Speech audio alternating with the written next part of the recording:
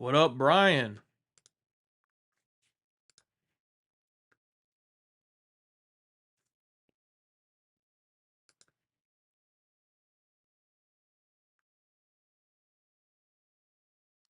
Leon?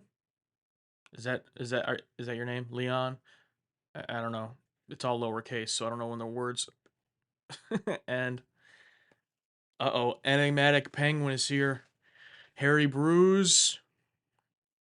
Hey, Jonathan, what's up, man?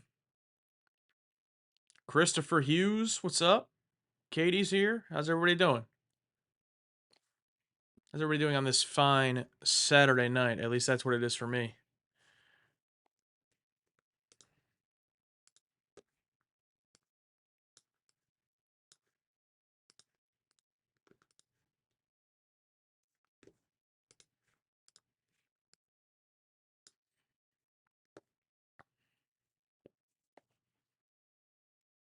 Look at us all having no lives on a Saturday night. Yes, yes, Allie, same. Um, I don't know why I'm doing this to be honest, but I was just editing, and I just finished uncut reaction that's going to be going up tomorrow morning on Patreon for early access, and I just figured why not do a little stream, say what's up. I also have my stuff set up this way because I did my live stream for my Patreon yesterday. For anyone unaware, my solo channel, this guy Josh, I do live music reactions, live stream on Patreons on Fridays, and then I was recording my content so for my solo channel. So this was all already set up. We record Monday through Wednesday, so tonight's kind of my last weekend night. So I figured why not hop on, see what's up. Yes, Valentine, rocking that Winnie the Pooh shirt, got straight from Disney World. Big 100 acre woods fan.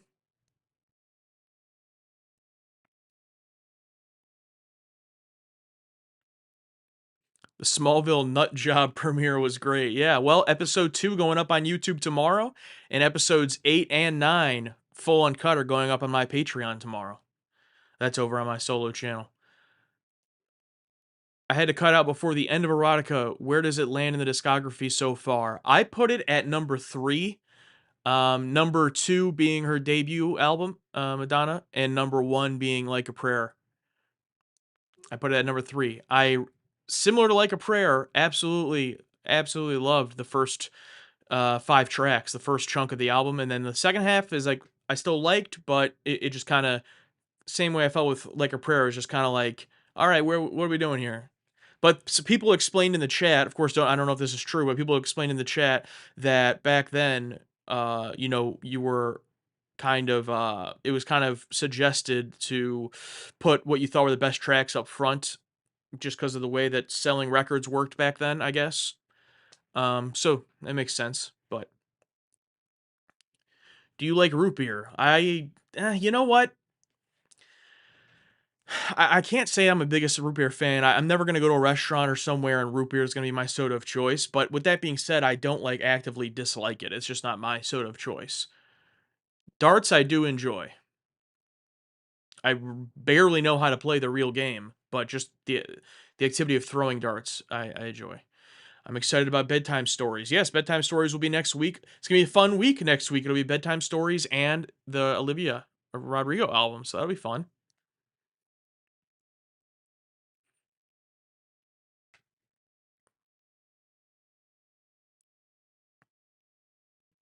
For X Files, after each episode, you tier list each monster of the week, as in which one-off creature is the most badass. Interesting. So, like, if there's a monster of the week that week, give just that monster a, a tier rating. That's a fun idea.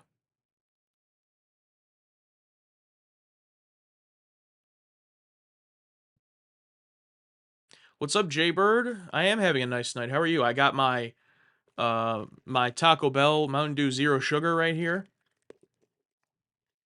Drinking that caffeine at 10 p.m. after already having my energy drink and multiple Coke Zeros for the day. So, that's good. Don't worry, though. I'll still pass out easily. Oh, by the way, just in case any of you didn't notice, behind me here, I do have the Enterprise completed. I announced this on Patreon, but after that live stream, my lovely wife Haley, also big editor of the channel, um, finished it for us the next day. So basically, if you watch that live stream, we couldn't get it done because we kind of gave up once we got to the disc, and we just had like 3 or 4 parts, one space off, and it caused the whole thing to be like kind of shifted. And so she found those pieces when she was going through it and did it. So W to her.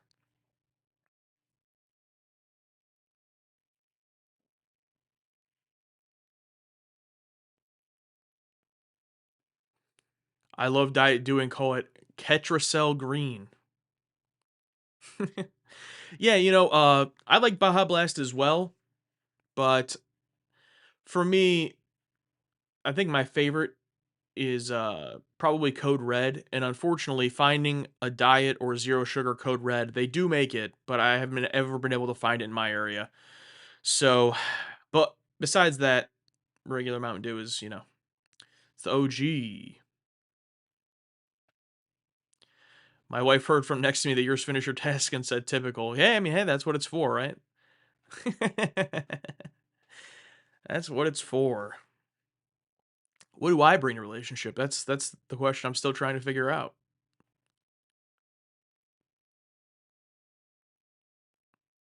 Have you seen the trailer for Ice Cream Man? Looks really demented. No, I have not. Which series do you look forward to watching the most currently? Voyager or DS9, and why? Right now, in this moment, I would say it's close, but I would say DS9. If you would have asked me last season, I would have said Voyager. And the thing is, we change all the time and stuff. And especially recency bias. And right now, not to get too much into spoilers, I know I'm here on YouTube. Only the first 3 episodes of Voyager have hit, and DS9 hasn't hit at all. So no spoilers. But so far in season 2 of Voyager and season 4 of DS9, 90+% of the time, DS9 has just been on another level. So right now, but if you ask me that question in 2 weeks, that could very well change.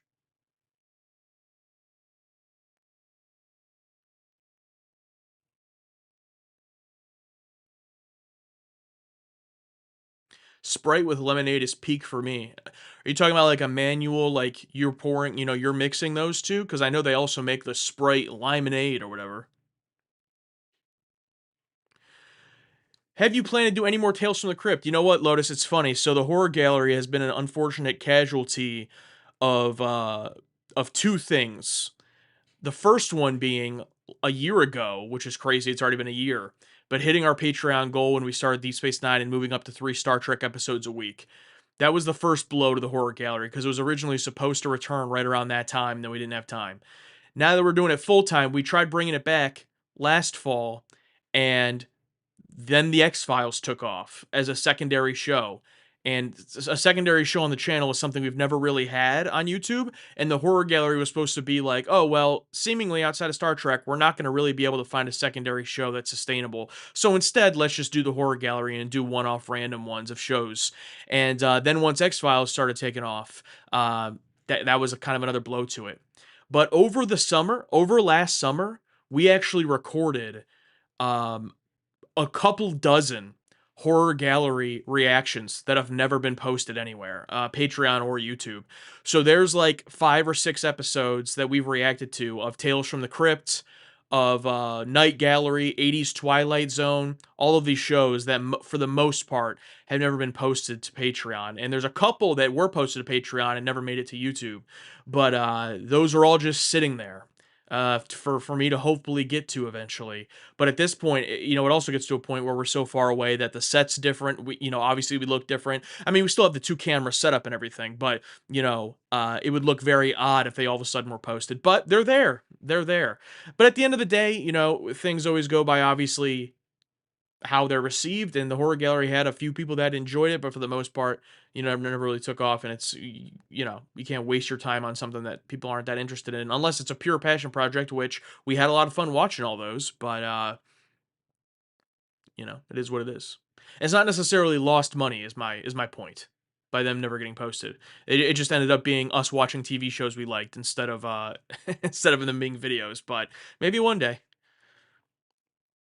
I mean, I tried to upload the season one of The Expanse edited while we took that Star Trek break, and that was like 5 or 6 videos, and I wasn't even I didn't even have the time to post all those. There's still episode 7 and the finale that were not posted. So that's just it is what it is. But 3 Star Trek videos a week, and now a start or 3 Star Trek a week, and now an X Files every week. That right there is a full enough plate in addition to everything we do on Patreon. So I'm trying, but it is what it is.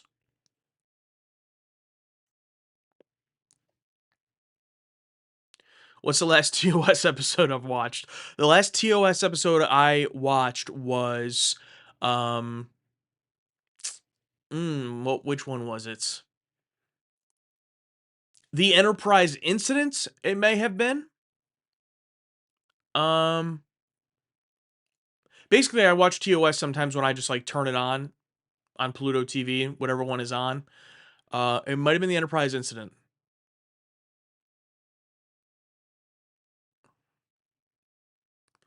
What's going to replace the Expanse when it's finished? Well, that has to be that is up to the bridge crew. We have a few members here.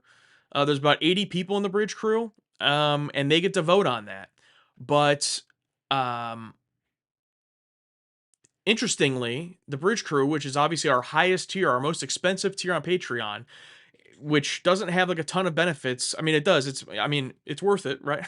But it's not like the list of benefits is super long. There's like 4 of them, and one of those is to vote on this show. And last time we had the vote, less than half of the people even took part. So sometimes I think to myself, why are these people even in this tier?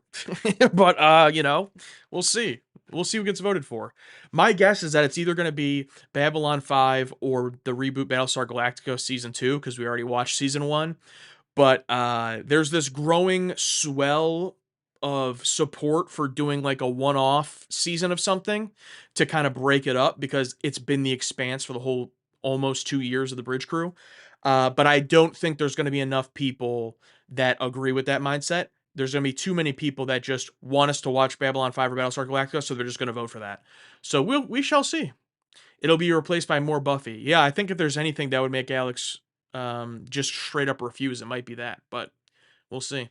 How about R.I.P. Giles? R.I.P. Giles. What was that, yesterday? That's terrible. Uh, the other guy, what's his name? Xander? Brendan something? He just passed away earlier this year, and now Giles? That's unfortunate. Duke. This is a legitimate question. Have you guys never watched DS9 before? Yeah, of course we have. We've watched the first 3 seasons of DS9, and now we're watching season 4.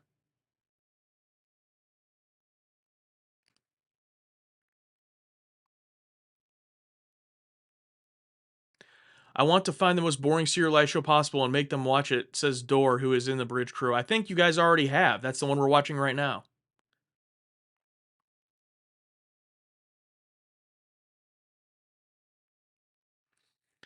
Are you playing the stop at Star Trek Enterprise, or are you planning on going beyond? We're watching all of it, brother. What's up, Wayne? We're watching all of it. There will eventually come a point where we are caught up to whatever the last Star Trek released thing is. And then the channel will get deleted the next day.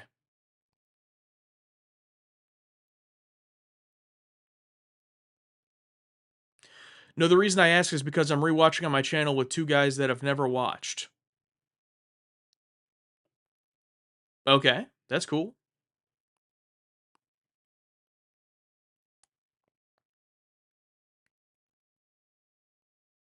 What up? Oh, is that Ryan? What's up, Ryan?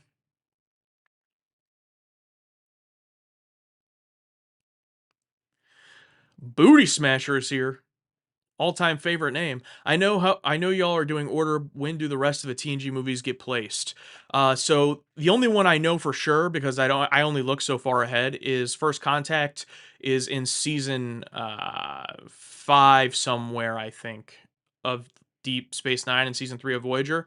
Like towards it comes out in November of 1996. So as of right now, where we are, we're probably actually going to be watching it around like October. So my plan is to post it for YouTube, the week of or somewhere around there of the 30th anniversary of First Contact releasing. I think that would be fun. Um, the other two, I don't know. I haven't looked that far ahead, but I'm pretty sure they came out in like what 1998 and 2002 or something like that. So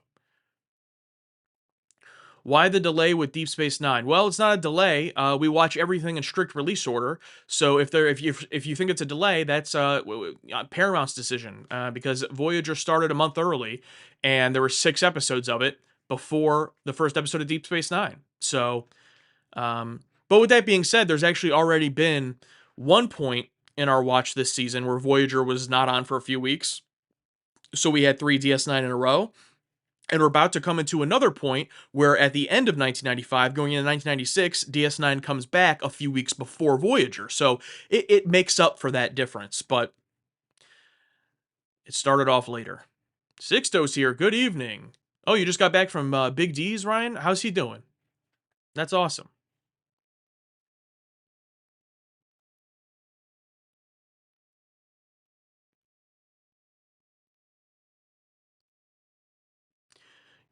You watched Our Man Bashir this week? Yes, we did. The last episodes we have watched was episode 10 of season 4 of DS9, Our Man Bashir, and then Voyager season 2 episode 11, Maneuvers.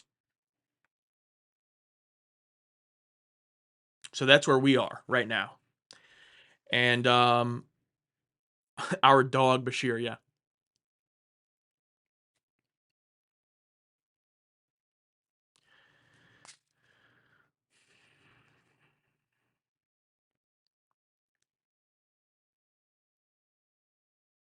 I can't believe there's 100 people here. You all need to go to bed. Have you guys seen any Bond movies? I have watched during COVID. I watched uh, Casino Royale and Quantum of Solace. I really, really, really enjoyed Casino Royale. I heard Quantum of Solace was really bad, but then when I watched it, I was like, oh, that wasn't bad. It was just fine. I felt it was just like a weak Casino Royale Part 2, basically, because it kind of like picks up right after it. And but I must have not liked it that much because it didn't interest me enough to ever to continue, even though I literally have, I'll show you.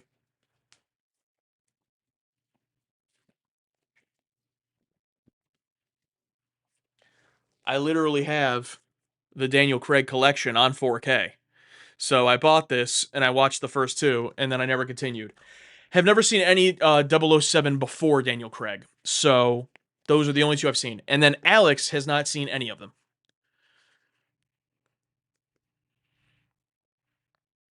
There we go. JDB knows what's up. Ron Moore's a huge Bond fan. That's why he got that assignment. Oh, that's awesome. Yeah, it's very interesting because I've read comments and people have said before like about the writers and the director. Well, I guess they more so talk about the directors, but they've said before like I've read comments where they're like, oh, the directors have no say in what episodes they get, which I get that could be true, but they say it's like, oh, they're just on a rotation. And it's like, well, if they were on a rotation, then wouldn't they all just be in like a sequential order? And then like when we interviewed Gates, I interviewed Gates McFadden, by the way. When we interviewed Gates, she said, we asked her about Genesis and directing that. And she's like, oh, like her opinion was that it was because of the puppet stuff. And it's like, okay, so they must make intentional choices, at least some of the time. So like it does make me wonder, or like for example, slight spoilers for a season 4 episode director wise, but I'm not going to talk about what we thought of it. But like the Sword of Kahless, directed by LeVar Burton, why? You know what I mean? It's just like, what was that conversation? You know what I mean? So that always interests me. Now, writers is a little bit different because you obviously have a room of writers that are there the whole time working on it. It's not like directors. A director could be anybody, in theory. The room of writers, I'm more interested in like, does a script come in and they go, oh, hey, here, you do this. You know what I mean? Obviously, I know regardless of whoever's credited on it, they're all working on it as a writer's room. So that is interesting to me.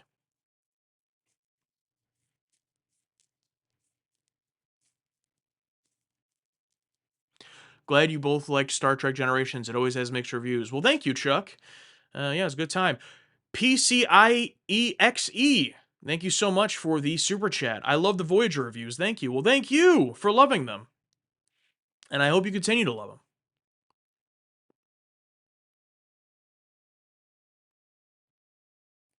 Sixto says, I think they are in a this guy is good for this for sure, and this is available, who's available when it comes to the directors. Yeah, that makes sense. I mean, everything's go, go, go. You know, I get it. What's up, Doc Emmett Brown? Sup from the garage. Oh, nice. Hey, having a good time. Nice. Galactica 1980. I'm not going to grab it, but I own it. It's sitting up there. Yeah, I would like to watch that eventually. Speaking to the rotation, Rene Auberjonois was meant to direct The Visitor, but Colmini was filming a movie, I think, so we ended up directing Hippocratic Oath, and they filmed that first, and The Visitor with Livingston, but after airing it second of the season. Oh, that's cool. I wonder if Renee was bitter about that. I liked Voyager at the time, but since rewatched DS9 was my favorite. That's fair. I don't think I could ever like disparage anyone or not understand someone whose favorite was any of them. You know, I haven't seen Enterprise yet, but of the first four, okay, I guess if you say your favorite is the animated series, I'd be a little confused. But if you've watched all of them through Voyager and you say your favorite is TOS, TNG, Voyager, or DS9, I think that it's all understandable. I would be, you know, it's confusing when people like, in my opinion, hate one of them. You know, maybe we get to a series that eventually we do really dislike, but up to this point, it's like, you know, they're all at a certain level via, you know, being Star Trek. So,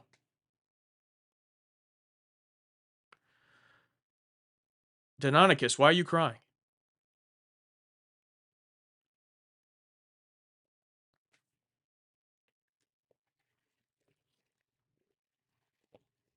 Hey, Doctor Who Book Club, thank you so much for the super chat. FYI, there's a PS1 X Files game with specially recorded scenes with the cast that you should either play or watch a playthrough between episodes 321 322. All right. Oh, you're saying the animated series is your favorite? Are you being serious? Are you trolling?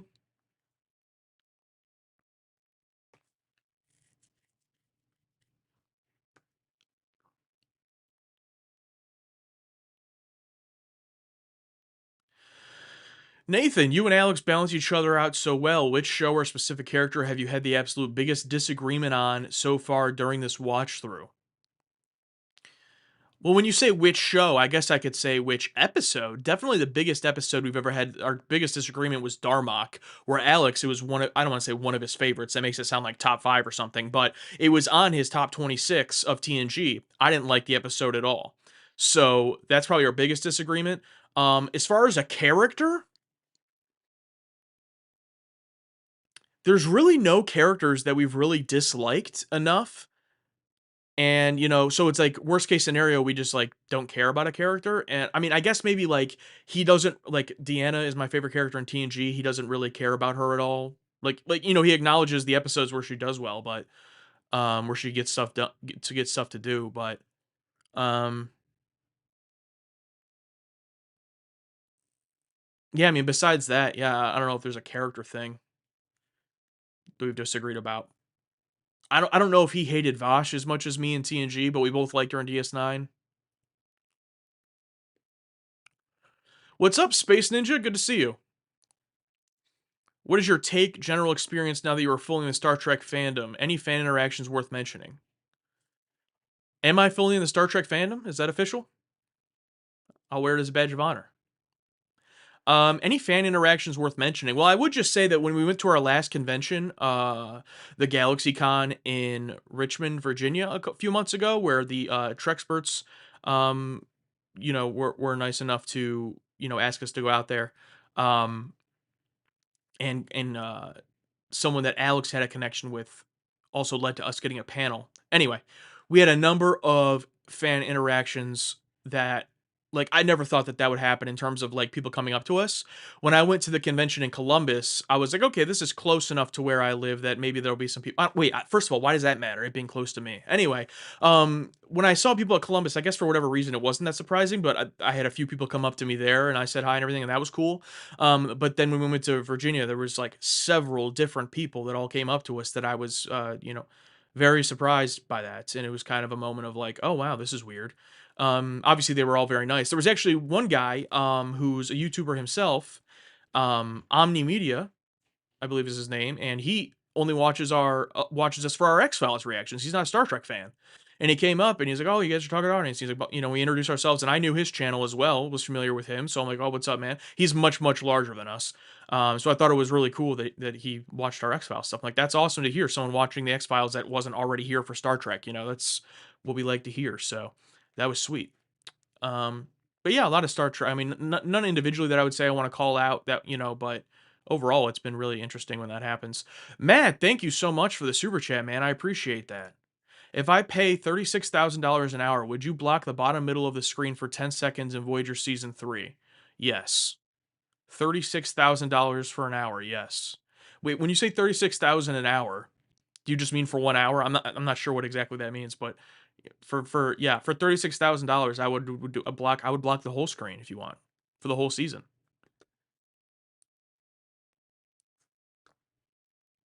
But thank you so much for that super chat, though.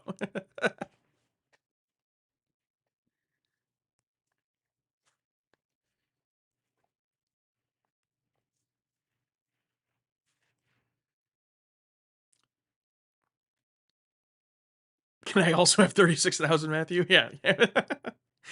Uh,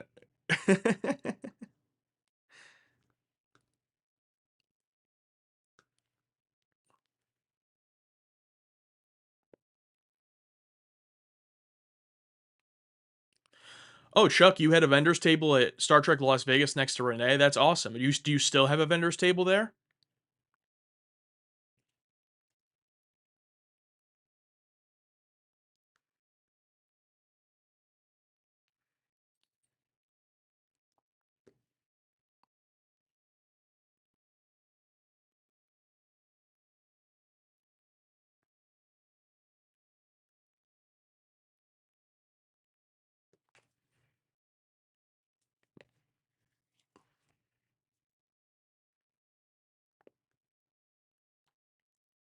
Sorry if I'm missing anybody's chats. I'm trying to get through, look through everything here. Who is your favorite overall character, full time or one off, in all of Star Trek?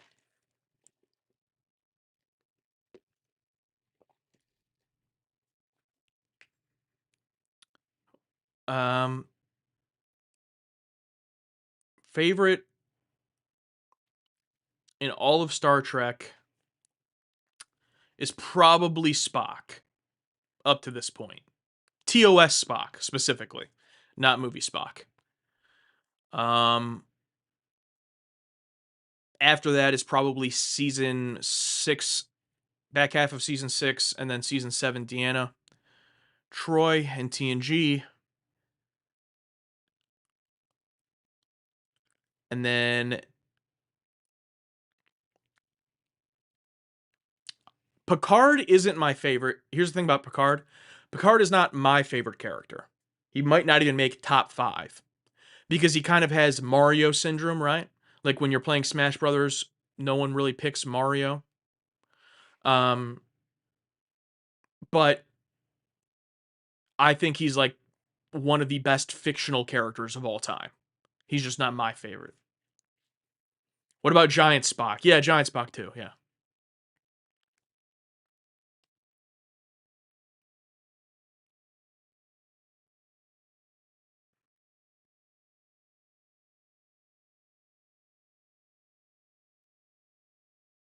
Sixto, experiencing Voyage of this time has been thanks to you guys since I quit it after a few episodes. You guys, the community, and experiencing Star Trek from that era for the first time. That's awesome, Sixto.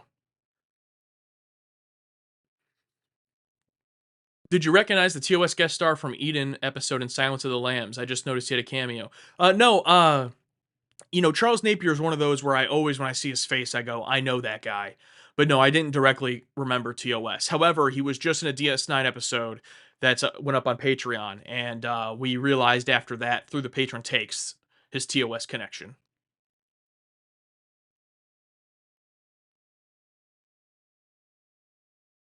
Mr. Bark, you're about 2 months too late. We watched Way of the Warrior a couple of months ago at this point.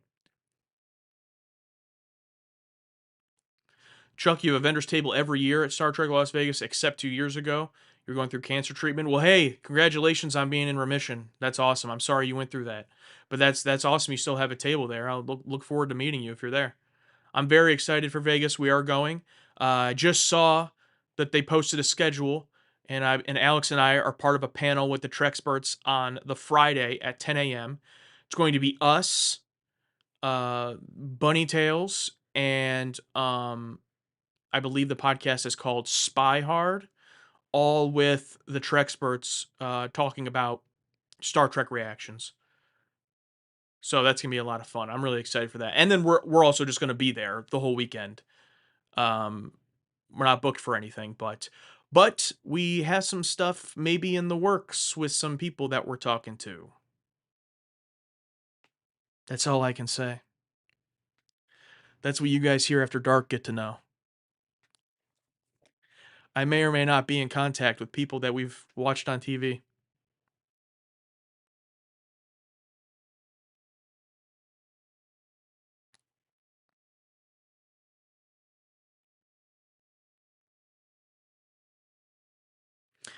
You should both really see 1979's Time After Time starring Malcolm McDowell. Yeah, so we actually are watching Time After Time, which is directed by the great Nicholas Meyer, because a bridge crew member requested it. Let's see who it was. Um, so annual members of our highest tier on Patreon, the Bridge Crew, get to request a movie for us to react to full and uncut on Patreon. And Buster B over in the Bridge Crew requests us to watch Time After Time. So it's not going to come to YouTube, but we are going to watch it, and it'll be up on Patreon probably within a couple of months. Will you have a table set up? I don't know. I really don't know the situation.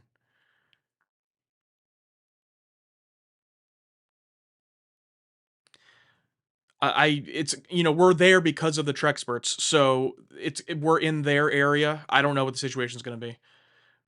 I also don't know if we're like allowed to have stuff to sell. I don't know. I really don't know any of the details. I got to talk to them.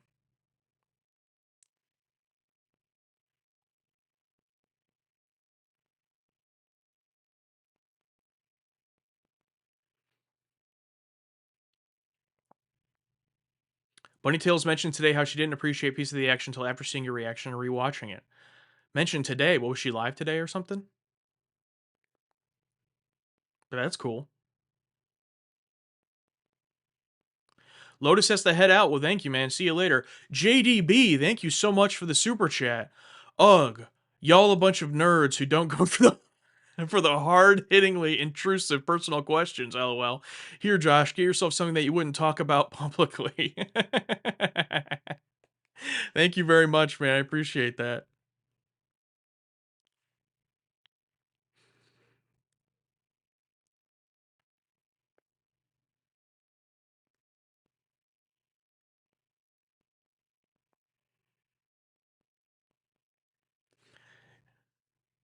AG, I like rewatching Trek 2 with you guys because I find that you guys have different opinions than my nostalgia, but being earnest with your opinions make your reactions more earnest. Yeah, well, thank you. I appreciate that. It's an acquired taste.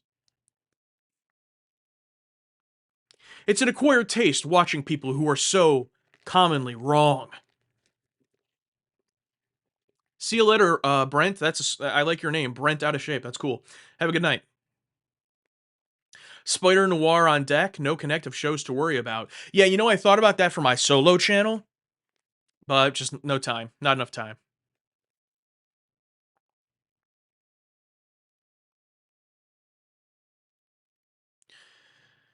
Did you hear Katie Sackhoff is reacting to Battlestar Galactica? Yeah, I saw that. Good for her. Lucille Bluth. Good for her.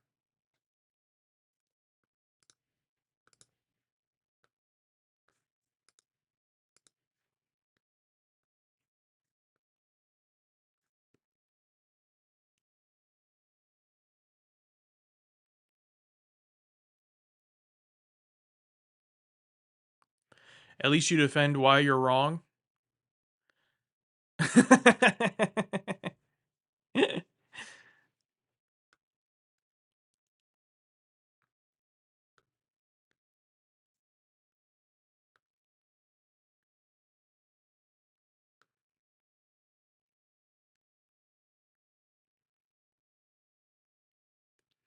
Why don't you edit movies for YouTube?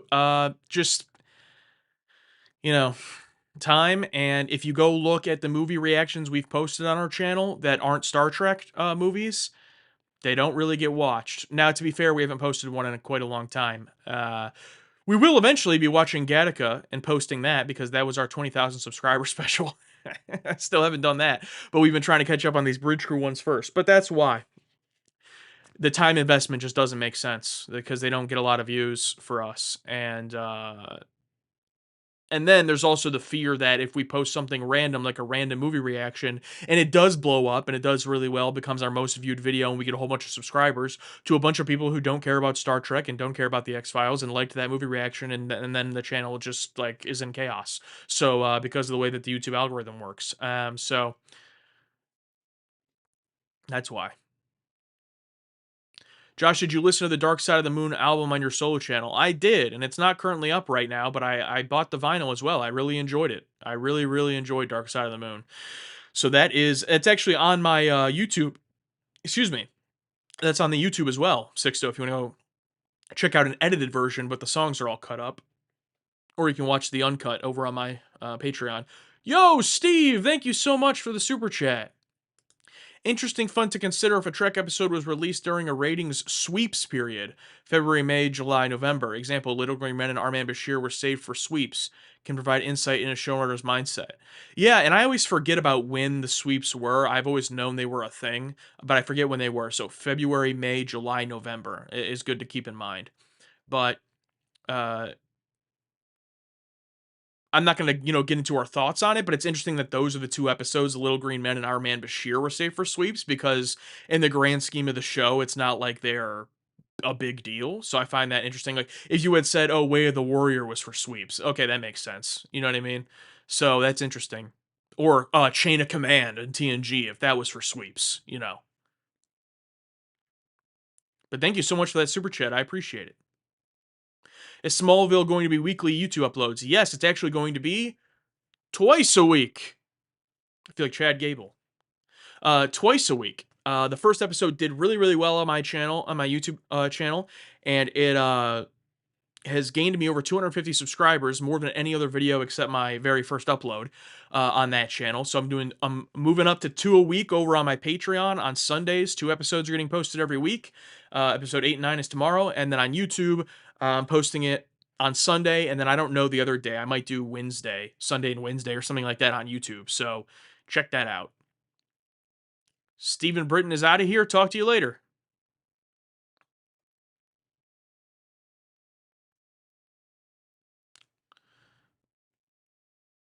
Wait, was there a bricks and minifigs question? What is that?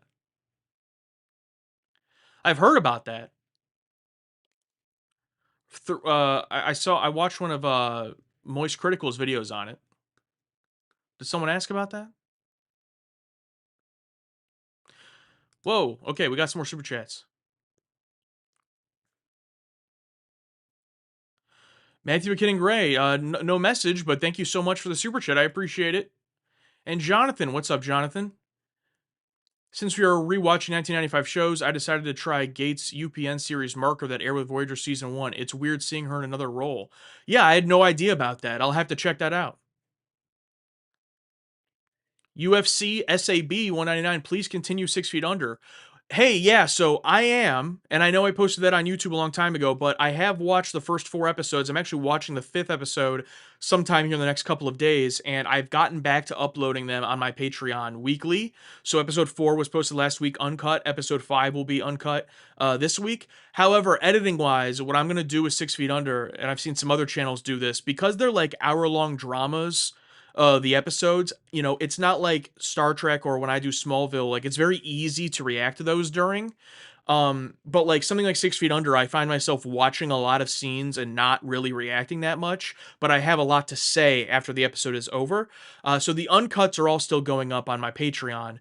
But as far as the edits, I'm going to wait until I'm done. I think there's only like, what, like 13 episodes or something in the first season. I'm going to wait till I'm done and they're all posted, and I'm going to do a season long edit. So it will all be edited. The edits are just going to be shorter because I don't do as much reacting.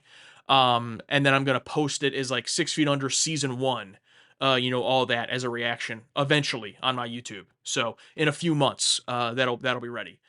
But it is coming, and I am still watching it and enjoying it. What's the name of your other channel? It's this guy Josh. I'll post a quick link to it for anyone who doesn't. The links are actually on the target audience YouTube channel for anyone that doesn't that can't find it or doesn't know it. Mine and Alex's are both there.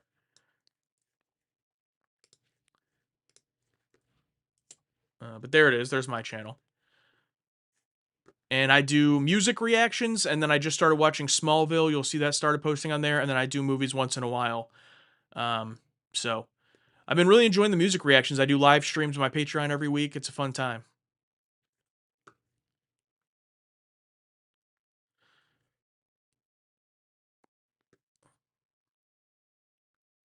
Did I get everyone's super chat? I think I did.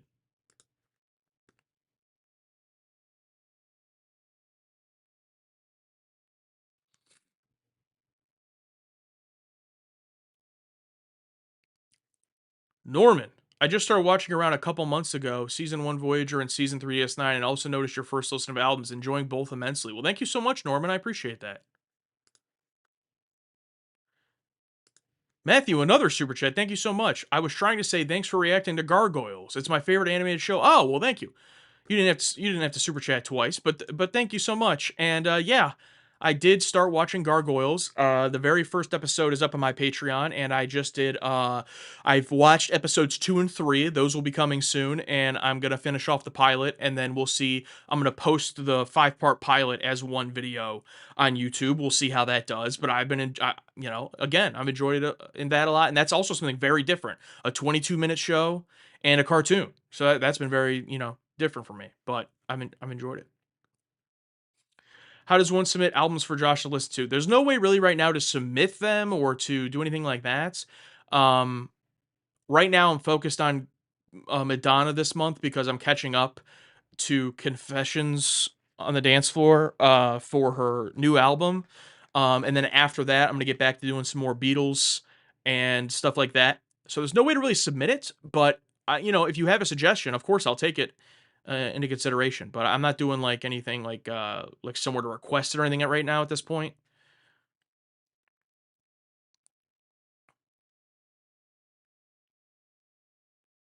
Have you seen Labyrinth? Gates was an AD, director of choreography on that movie under Jim Henson. Yes, I have Labyrinth. Let's see.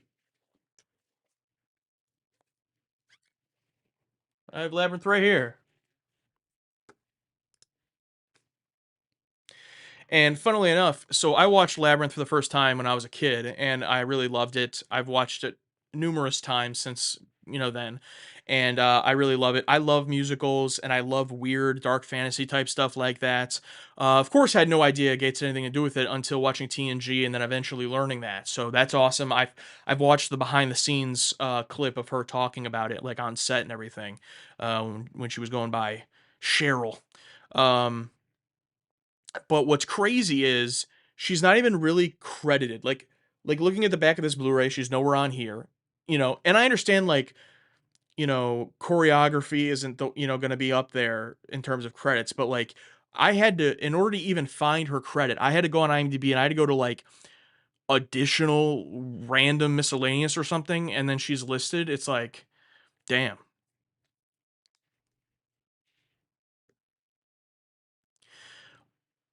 Let's see here. Pop Posa Pop 27. Thank you so much for the super chat. Two times Smallville. You made my day. Hey, well, I'm glad that made your day. Whew. But remember, again, that is on my solo channel, so that is not here. It is on my solo channel, solo Patreon. But yes, I'm really enjoying it so far.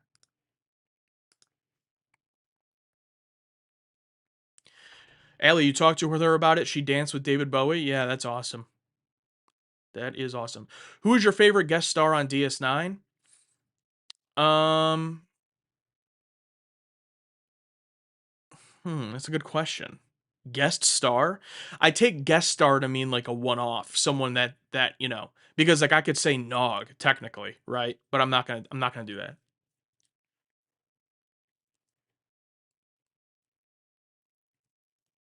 that. Um,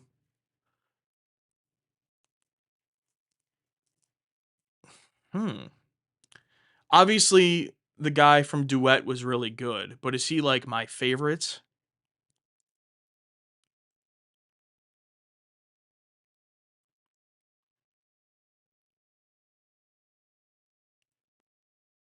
Majel Barrett? Yeah, yeah.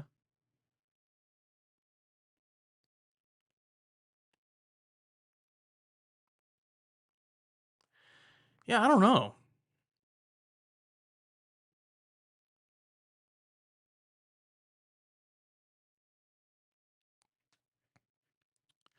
Sixto, thanks, man, for the super chat. I know you've always said if you have to choose, you would live on the Enterprise D, but what crew would you rather have as everyday neighbors? Ooh, interesting. I'm gonna think about that for a second. Thank you for the super chat. Cincy Ted, thank you so much for the super chat. Love the reaction videos. We don't always agree, but it's fun to see. Please consider watching the series Fringe at some point. You won't regret it. Yeah, I've gotten that suggestion a lot, and I think we actually got sent Fringe. I don't know if we've opened it yet. But either way, yeah, we'll probably watch it eventually. We've heard about that a lot. But okay, Sixto. But thank you so much for that super chat, Cincy Ted. Um, yeah, yeah, Galactic God, Tuvok from the crossover episode. Yeah, that's really funny. um, what crew would you rather have as everyday neighbors?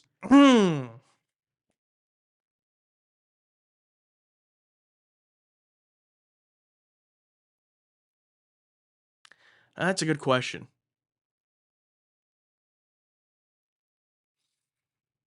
Now, are these neighbors that I don't really want to talk to at all, like just say hi when I'm walking up the driveway, or neighbors I'm trying to actively like be friends with? Because if it's neighbors I'm actively trying to be friends with, I would say DS9 because they seem like the most fun. But if it was neighbors I was just saying, hey, what's up? Then I'd probably say Voyager because I feel like they'd probably cause the. Well, I was going to say because they'd probably cause the least amount of stress to me, but then there's Neelix. He might be the deal breaker because he'd be knocking on your door. Hey, I just cooked this up and I wanted to get, it's like, no, stop, stop, you know. So, you know what? I'd go TNG if it's like people I'm just saying hey to.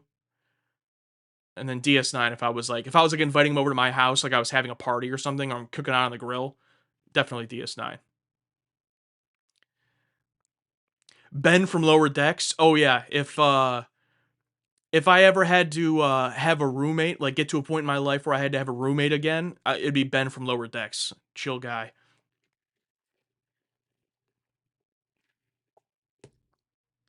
The answer is the one that has Miles. Yeah.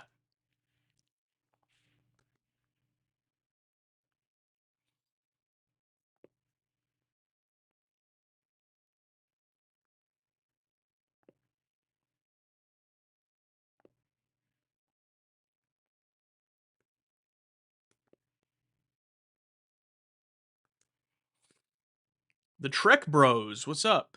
What would you do if you rewatched TNG but randomly Crusher was replaced by Pulaski all 7 seasons? It would here's the unfortunate thing. I would deeply, deeply miss her. Would it change the show that much if like the writing was all the same, it was just the character was different? No, it wouldn't change that much because they barely gave her anything. But I would miss her.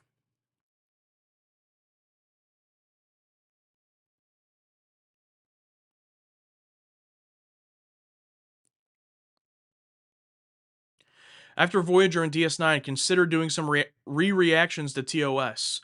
Yeah, re-reactions, we've joked about this, like, oh, well, when we get caught up, we're just gonna start over TOS episode 1, The Man Trap, second time watching. Like, we've joked about that, and maybe we will do some, like, limited, like, second watch reactions or whatever, re-reactions, but as a whole, I don't think there's really a market for reactions of people who have already seen things, you know. So it's like it would be a very, very, very niche thing. So maybe if we were able to have like a very small, strong community of people interested in that, just to watch Star Trek again with us, you know. But you know, we'll cross that bridge when we get to it. But I mean, we're already an incredibly small niche channel, so it's like to cut that audience even more, you know.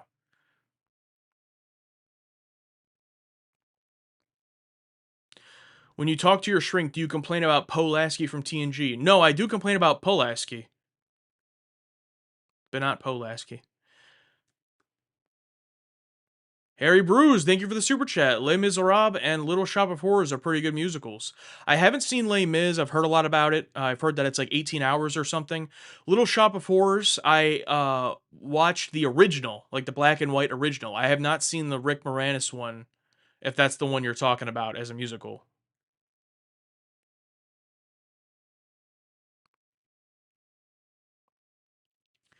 Yeah, but the reality is, Josh, you are years away from catching up to real time, and that's only if they stop making new stuff. That is true, but in our opinion, even though we are going to watch all of it, I'm pretty sure like this whole thing is probably going to like wind down once we're watching the Enterprise. That's just my guess. Um, but you know, I also thought the channel would die after we finished TNG, and that didn't happen. So I mean, we shall see.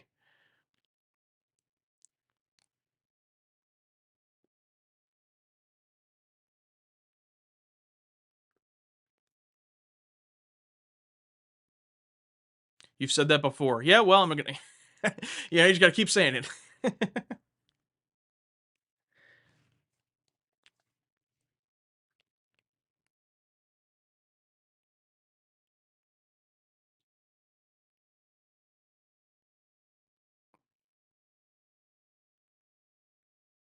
If I gotta fund you watching Trek, I will, damn it. Well, thank you, Matt. You already are.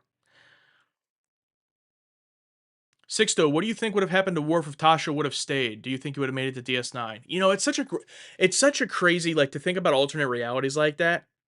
You're like, oh, what if Denise Crosby had stayed? What if what if Michael Piller didn't come on board? You know, like all these things. It's very interesting. What if Gates didn't leave in season 2 or what if she didn't come back? You know, right? I mean, as far as what would happen to Worf though, I don't think he would have been affected that much by it because him as chief of security didn't like directly lead to a lot of stories where he had to be chief of security. Like he could have kept his original position and still had all of those Klingon stories.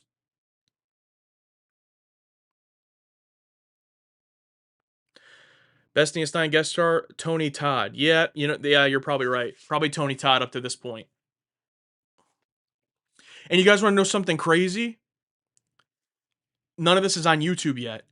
But in the last couple of months, I have now reacted to Tony Todd in Deep Space Nine, The X Files, and now Smallville. All without being spoiled. And all without his being spoiled by the credits either. I mean, that's just rare. Just look up UFO. I'm new sub to the channel. I dig the style of reviews you guys do. Who's your favorite Jeffrey Combs character besides the Andorian? I don't know. I think doing 3 Trek a week will probably wind down after DS9 or Voyager, but there are shows to sustain the audience. Yeah, I mean, we're just going to have to find out when we get there.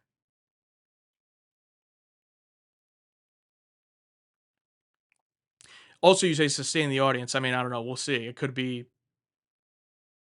I mean, it's just about 2,000 people right now on Patreon, so if they stay, you know.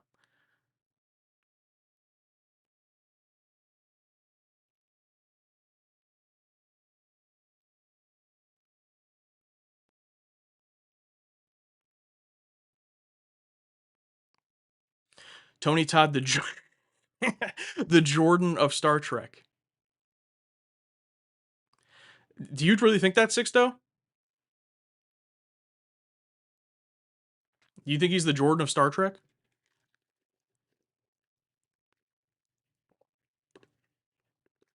And no, I actually have not seen Candyman. I know that is what he's most famous for. Bradley Schaefer. Thank you for the question. I do know that's what he's most famous for, but I own it. I actually purchased it a couple years ago. Was that?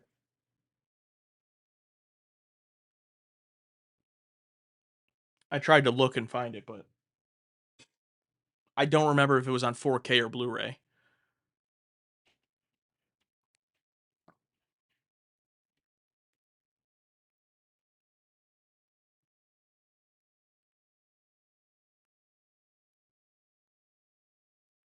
Sci-fi miniseries called The Lost Room. Okay. Did you see Obsession yet? Skyreaver. No, I haven't. Alex saw it and really enjoyed it, I believe. I have not seen it yet. I did see Backrooms, and I enjoyed that. And I had no plans to see He-Man, but now I've been hearing really good things. And I might try to see that in theaters.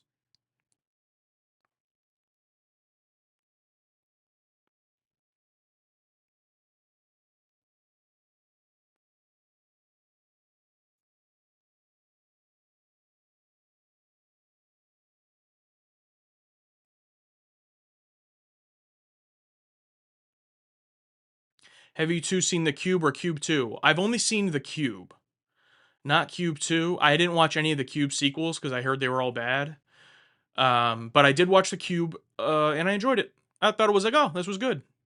Not like, it wasn't like my favorite movie of all time, but I was like, oh, yeah, that was good. Just watched it randomly one day. I think it was on Prime Video, and I was like, oh, what's this? I like random horror movies like that. I feel like those are starting to come back. But like in like the 90s and even the early 2000s, there was a lot of like, hey, here's like a few $1 million, make a random horror or sci-fi horror movie, and it's like, oh, that was neat. Betcha Chris Stuckman isn't too happy right now. Are you talking about because of all the YouTubers making movies? I mean, I do feel a little bit bad for him in the sense that like everyone just kind of agrees that,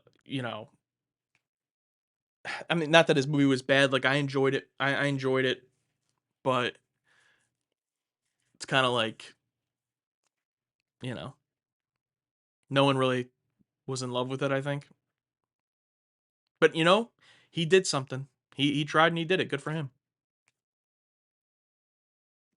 Last horror movie I saw in theaters was Hokum, really good. Yeah, that was the Adam Scott one, right? I heard a lot of hype about that. Did not catch it though yet.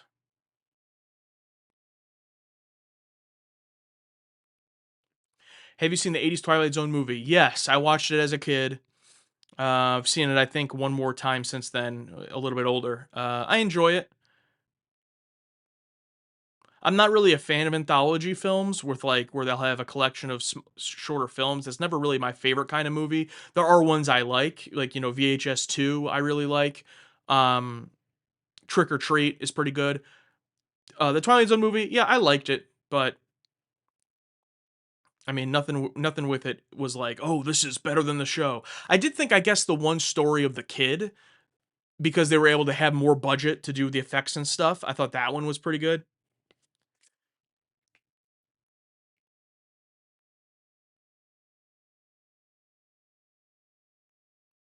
DS9 Way of the Warrior will be on YouTube a week from Monday, is the plan. It'll be on Patreon whenever it's finished.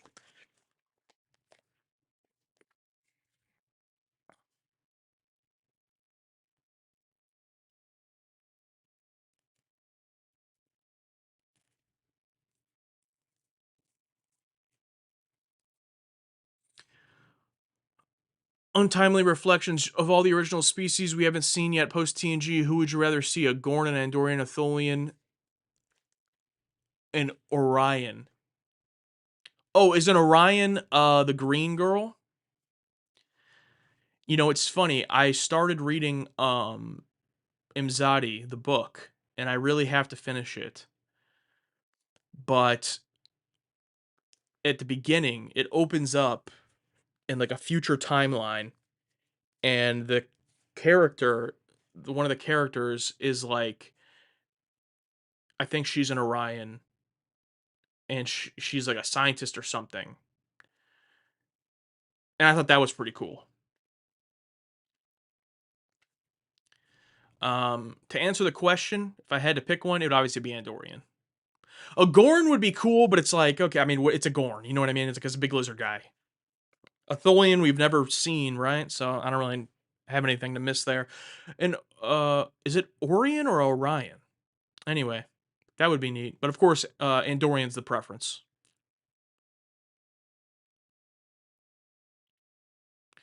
What are your general thoughts on DS9 season 4 thus far? Um, it's good. How general do you want me to be?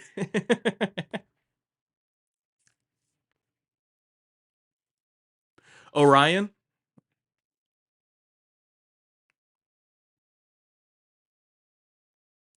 what's your opinion of the Dominion so far? What about the Dominion? You know, it's so funny. Of course, we don't want spoilers. I'm not encouraging that. We don't want, obviously, do not talk about the future of the show. But it is funny that after how scared we scared's a bit strong. After how worried we were after watching the season 2 finale, if someone had just told us like, "Hey, yeah, this whole Dominion thing that just happened in this finale, like it's not going to be a big deal for the next season and a half. There's going to be like 3 episodes about it, so just don't worry about it." Like obviously we don't want people saying that, but had I been spoiled and known that, I'd have been like, "Oh, okay, that makes me feel better." Because I'm thinking after season 2 finale, I'm thinking, oh, season 3, episode 1, here we go. Fully serialized Dominion War. And it's like now we're in the middle of season 4 and they're barely around. Valkyrin, thank you so much for the super chat. Which Star Trek character do you feel should have been given a spin-off? Edward Jellicoe? Edward Jellicoe. Is that his name? Sulu, Chekhov, Riker, or Nog at Starfleet? Of course, so here's the thing. Every time I say I want a Starfleet show, Starfleet Academy, people are like, "Oh, well, they just made Starfleet Academy, you know, and it was terrible." Obviously, I haven't seen that show. I can't speak to it. But I'm just gonna guess whatever that show is isn't the show I'm talking about or the show I would have made. So that'll be my answer. But I also love Nog. So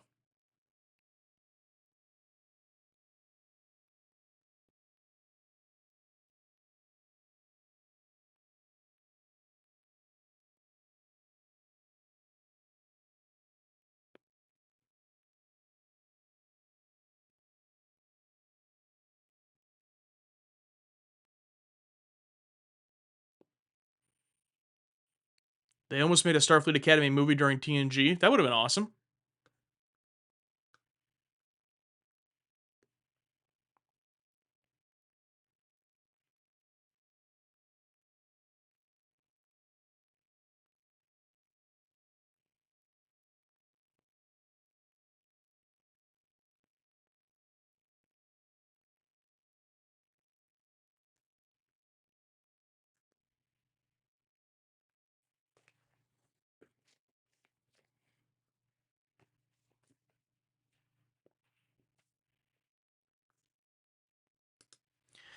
Man, thank you so much, man. You do not gotta be super chatting this much, but I do appreciate it. Oh snap, cow level just became the Twilight Zone. Is that what TZ means? I'm out of here. See you all next time. I have no idea what that means. But if you are leaving, thank you for being here.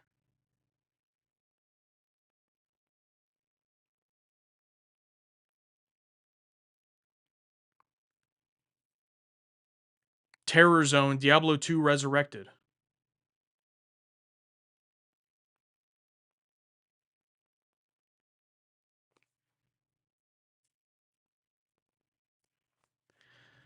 Well, thank you, Matt.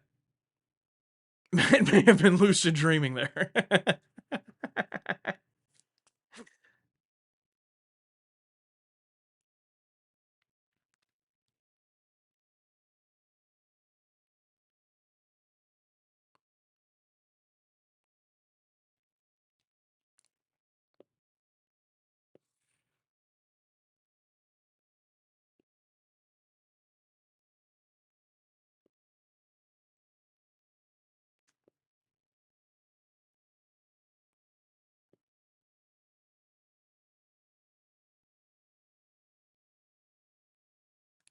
'If TNG had been made now, they could have made a 10-4 web series fitting around Whoopi's schedule to get a little flavor. Oh, you know, that would have been awesome.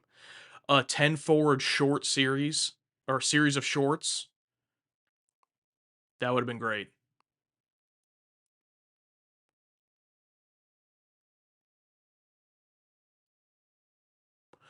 Richard. Richard's one of the people I met at the convention. What's up, man? Do you remember when I used to ask you to post the missing uncut TOS reactions? I should start doing that again. Yes, you should. Yes, you should. And yes, I should, by the way. Yes, I should. Thank you for the reminder.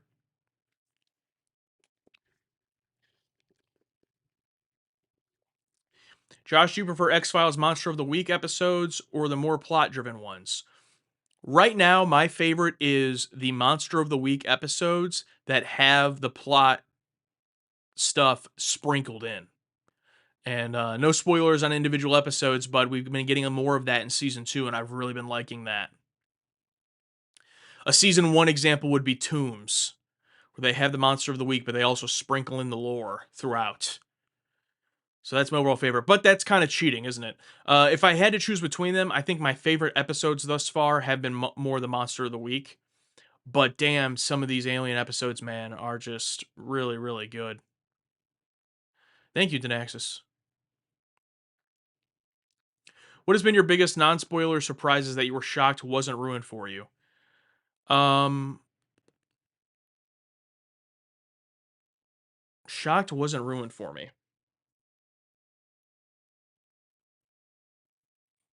The well, I'm gonna obviously talk about spoilers, but it'll only be things that are on the channel already. So, the death of Kalar. In fact, I no one spoiled that. Um,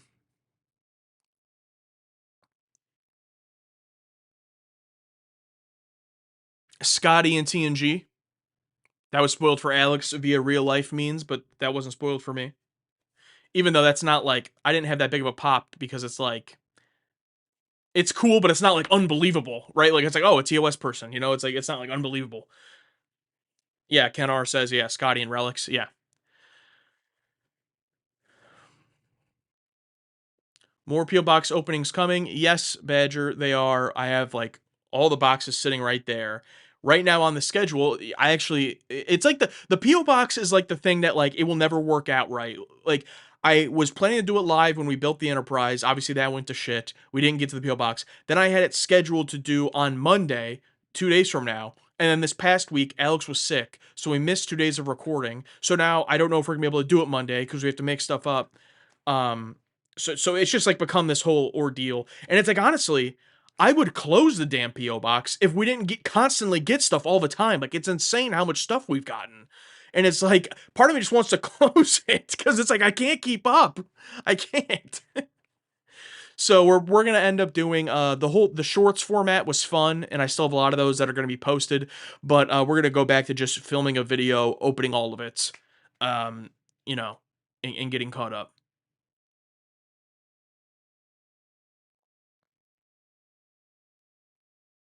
Q and DS9 was a shock. Pre-credit spoil, yes, but unfortunately, I have to see the titles for the episodes, and that episode was Q something, Q less, or something like that.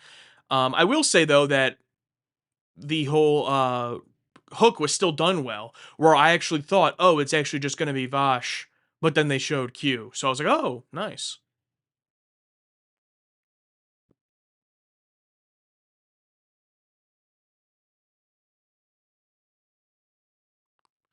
Grab one item per episode discussion.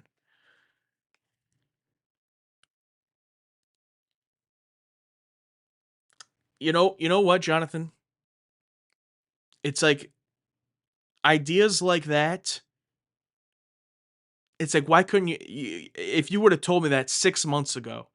I mean, I want to give you a high five right now, man. That is the perfect idea.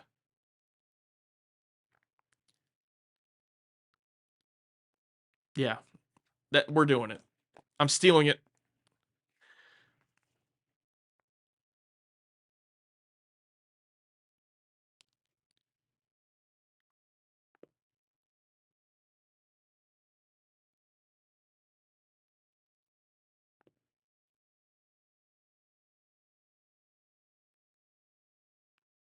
Denise Crosby's Romulan blew my mind when it first aired. Yeah, and Sela, and that also wasn't spoiled for me. So yeah, that was a really great one too.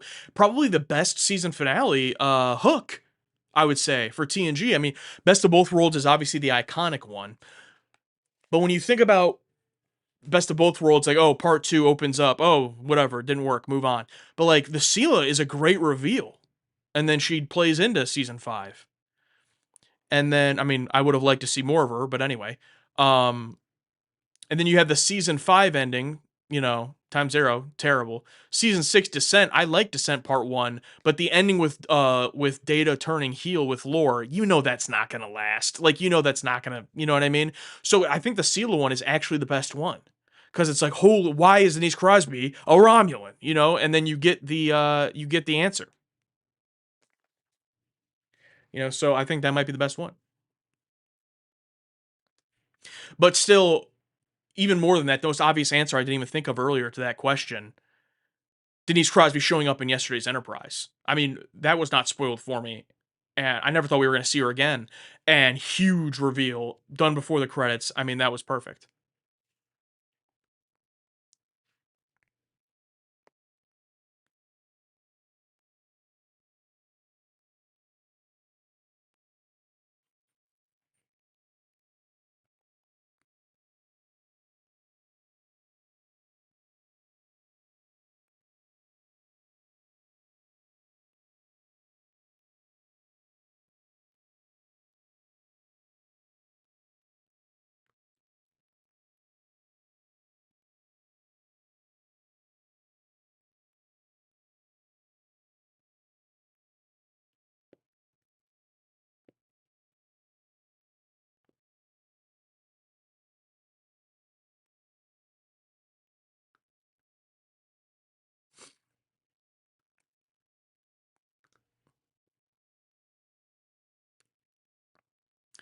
Have you watched the second episode of Smallville yet? Episodes one and two aired together. Yeah, episode two, I've actually watched up through episode nine. Episode two, the edited reaction, it's actually going up on my YouTube channel tomorrow. So you can go check that out over my channel tomorrow. Make sure you're subscribed to my channel because uh, I will not be doing a collaboration like I did with the first one. Moving forward, it's just going to be on my channel. So make sure you're subscribed there. But yeah, I have seen it. Seen up through episode 9.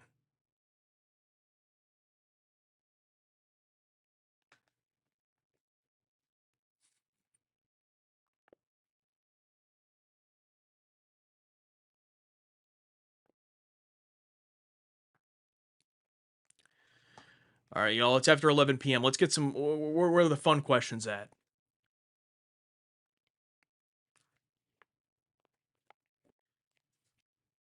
How do you have time for a second channel? I don't. I actually, if you ever seen Doctor Strange, when he has the time stone, and he goes like this. The scene with the apple, and it's like making the apple come back and then disappear. That's what I have to do with time while I'm editing for both channels.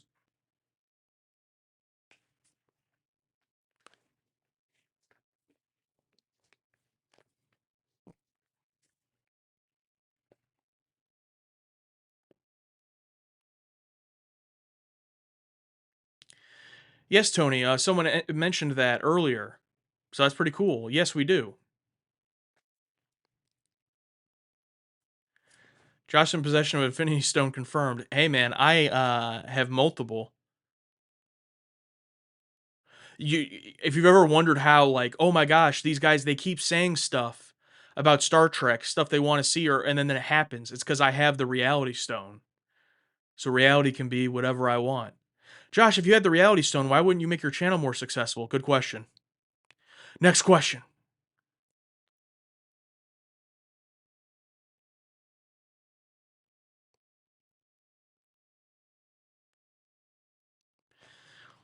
Harry, thank you so much for the $5 super chat. What's the worst injury you've suffered in wrestling? In terms of physical pain, I didn't have a lot of injuries. In terms of physical pain, I messed up this shoulder, and I can still feel like my, where the collarbone like meets your shoulder. Like I can feel it right here. Like it's not correct. I never got it fixed or anything, but all it does is that it just clicks when I go like this. So like it's fine. I have full range of motion and it's not like pain, but it just gets sore a lot. Like if I lift weights or if I do like physical activity or play sport, play basketball, it'll be sore. If I sleep on it wrong, it'll be sore. So pretty lucky in terms of physical injuries. I would say though, I did get multiple concussions, and I think just objectively those would be the worst because I'm probably shortened my lifespan, and I'm probably gonna have like severe dementia or something when I'm older. But short term, you get a concussion and then you kind of shake it off and you're fine. So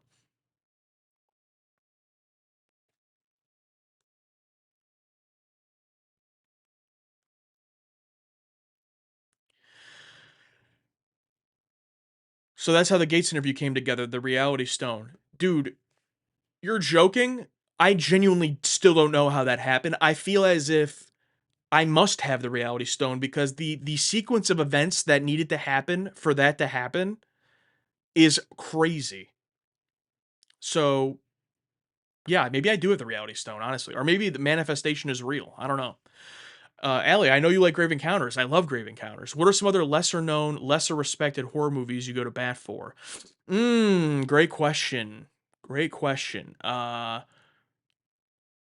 There's a half found footage horror movie. I say half because some of it's found footage, some of it's not. Called Behind the Mask from like the late 2000s or early 2010s. Um, which are basically like a found footage movie about a crew of kids who are following this guy who's a serial killer, like a slasher, like Jason or Freddy or whatever, but it's just like a normal guy, and they're like following him, documenting him as he's showing them how he does this as like a movie slasher in real life. Not like the best movie in the world, but I really enjoyed it. Like the uniqueness of it. Um, at this point, I would say these aren't that unknown, but I really enjoyed It Follows and The Babadook, but those are pretty popular, I'd say. Um, Again, probably this is popular too, but like Train to Busan, I really like. Um, Troll 2, if that counts. um,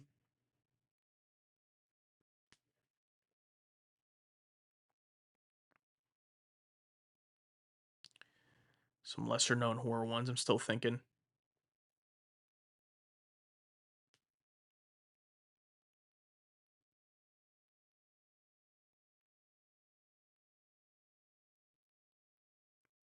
This was more of a psychological thriller, not really quite horror, but there's a movie called Don't Tell a Soul that came out in like 2021 that I really liked. It has Rainn Wilson in it.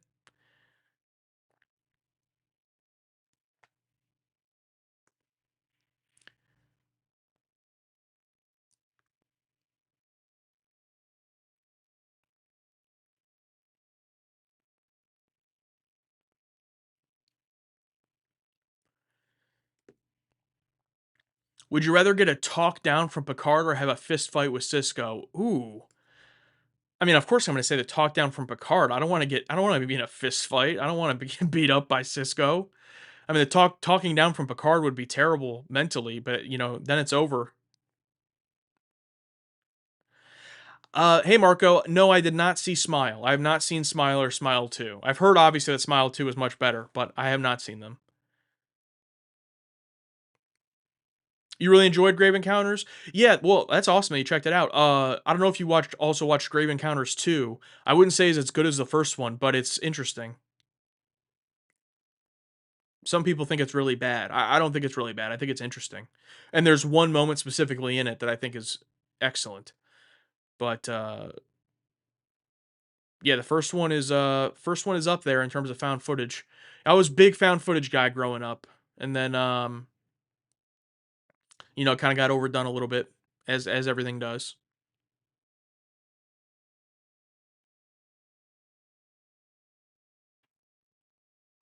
Oh, here's another one. Don't know if this might not be that lesser known, but The Last Exorcism I thought was a really good found footage horror movie. Not The Last Exorcism 2. That's not even found footage and it's not big at all, or it's not good at all. But the first, The Last Exorcism, I thought was a pretty good found footage.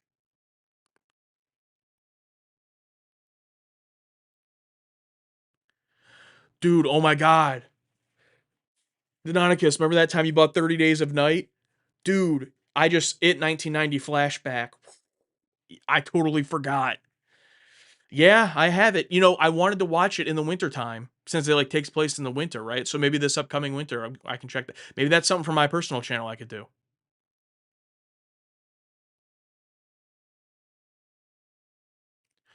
Oh yes, after I got right into Hell House. Hell House is great. I love Hell House. Hell House LLC is great. The second one I didn't care for as much. The third one I also thought was great. And then I didn't watch 4 or 5. But yes, Hell House would be up there, yeah. What was your career before full-timing target audience? I just worked in an office doing sales related customer service type gimmicks. Nothing that required a degree or any special training. I just worked on a computer and I did Excel spreadsheets and stuff like that. Fourth one is good. Fifth is ass. Yeah, Ellie, I think I remember you talking now in the Discord. I think I remember you talking about it when you saw it. Yeah. The Bay.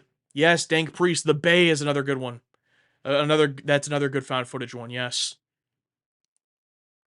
I've actually mentioned the Bay a few times in some of our discussions. I don't remember why, but see you later, AG. Oh, Space Ninja's gone too. See you later, Space Ninja.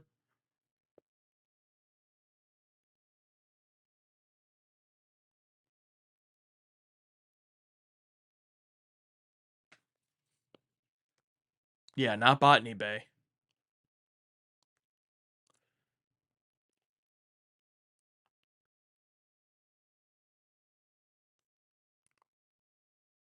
Marco, you think Smile is better than Smile too? Okay, I've never. That's the first time I've heard that opinion. That's interesting. Talk to Me was a great popular but not popular flick. Yeah, I really enjoyed Talk to Me. I unfortunately have not seen their second film yet that they made. They made what was it called? Bring Her Back. I haven't seen that one yet.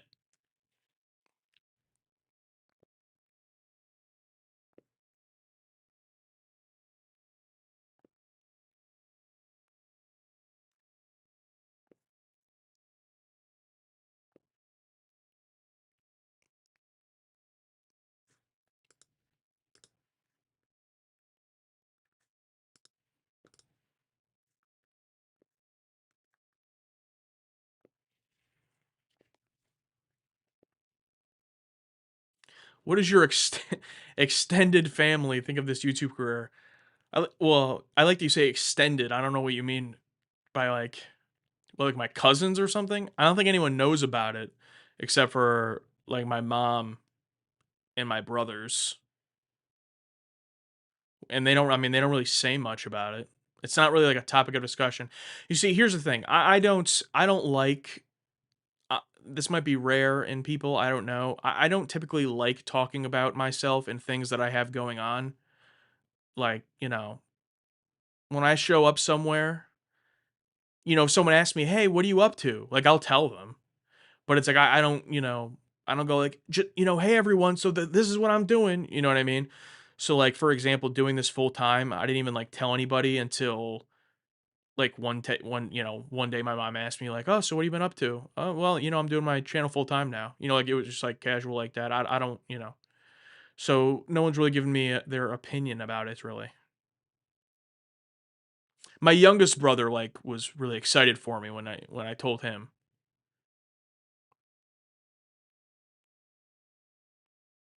I think he's like 20. Holy shit, I think he's 23. Crazy.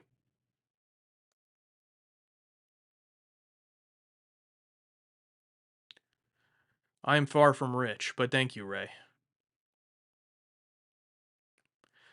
Has your mother ever seen Star Trek? I don't think she's seen it, no. I mean, part of the reason I didn't see it my whole life is because no one in my family outside of my dad ever watched it, and I wasn't close with my dad. So, I mean, I'm sure she's like vaguely aware of it, pop culture wise, like I was. Like, I'm sure she knows who Spock is or who Captain Kirk might be. You know, I mean, she was married to my dad in the '90s, so she might know. Like if I said, "Do you know Data?" Like she might have an idea, but I think that's it.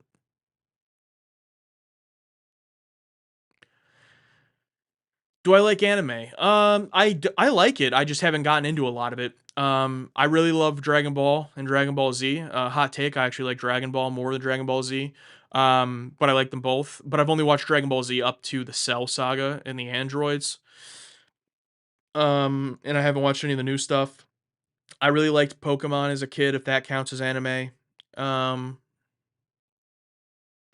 and I watched the first 3 seasons of My Hero Academia during COVID. I enjoyed it.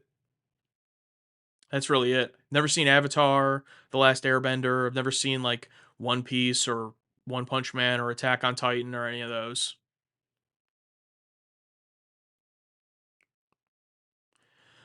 I think people come out of the womb knowing who Kirk and Spock are at this point. Yeah, basically.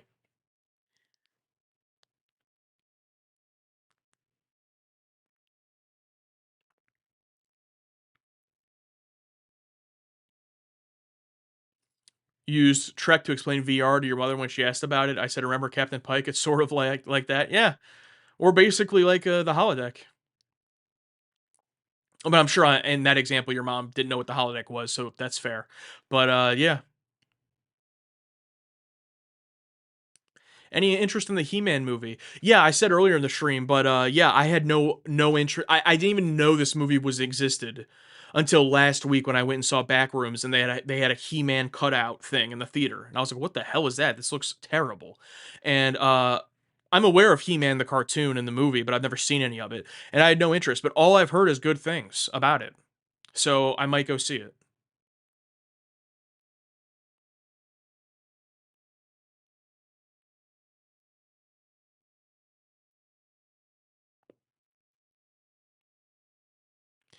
As a kid of Latin America, all we had was anime. American cartoons were too expensive. Oh wow.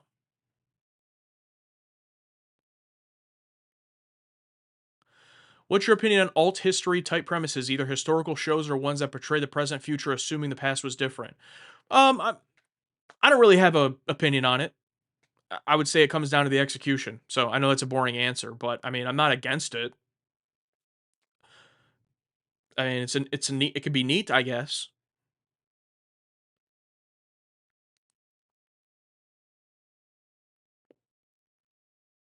What's up, Cajun dude?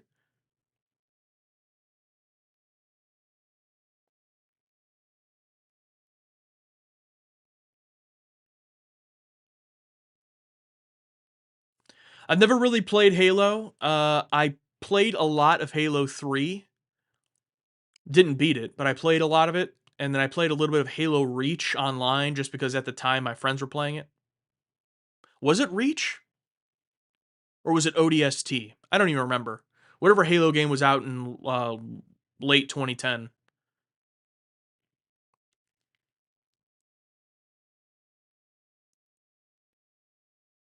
Reach was Peak Online. All right, might have been that one then.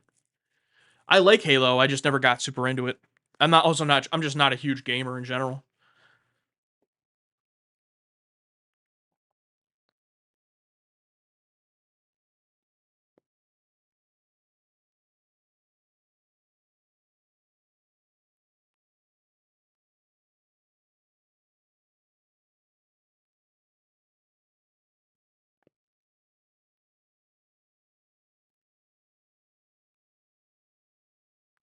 What were your shows when you were a kid? Me, $6 Million Man, etc. Yeah. So first of all, when I was a young kid, like 5, 6 years old, I was huge into Mighty Morphin Power Rangers. I was watching that every day. And then I was also watching the reruns of 80s and 90s sitcoms. Family Matters, Boy Meets World, Full House. All of those were on in my house all the time. Um, and then as far as shows that were like new when I was a kid, um, Josh looks like a Dora kid. I did watch Dora for a bit. I did watch Dora, yes. But knew when I was a kid. SpongeBob was obviously a huge impact on me as a kid. Basically, Alex and I always say like SpongeBob and Family Guy is basically what formed the majority of our humor, um, which it's like the two most mainstream, you know, like not unique American shows ever. Uh, but SpongeBob was huge, and then me personally, I really loved I got into the Sci-Fi Channel when I was a kid, like early 2000s, but I wasn't watching the Sci-Fi originals because I wasn't typically watching the Sci-Fi Channel on like Friday nights or whatever. So I was watching all of the older shows on Sci-Fi Channel that were in reruns. That's how I discovered Beyond Belief and fell in love with that.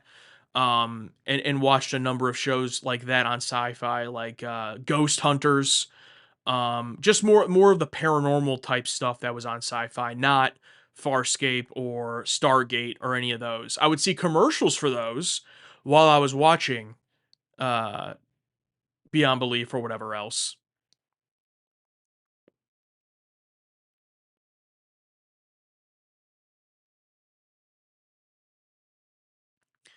And then I really loved the Teen Titans cartoon on Cartoon Network and Toonami. I really loved that. um I said earlier that I didn't really watch anime, but actually on Adult Swim they had an anime block. And when I would stay up really late, even though my mom would tell me to go to bed, but I would stay up and I would watch Inuyasha on Adult Swim. So that was I don't really remember much of it, but I remember going through a phase of watching a lot of Inuyasha. Um, Ed and Eddie was a big one. Yeah, all the classic early 2000s. I love Powerpuff Girls. Dexter's Laboratory was my older brother's favorite show. Ren and Stimpy was a little before my time. Rocko's Modern Life was a little before my time. That was like my older brother's stuff.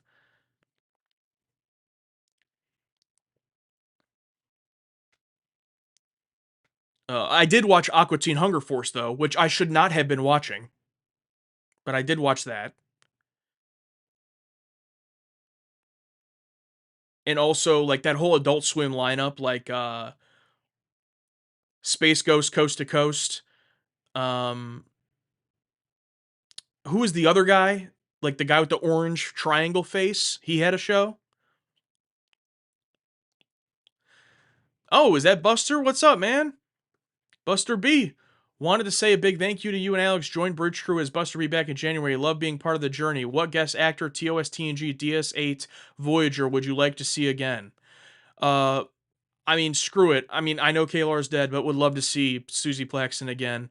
And then I would also love to see. Uh,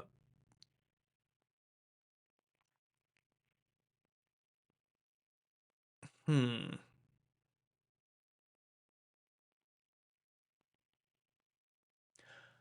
hmm.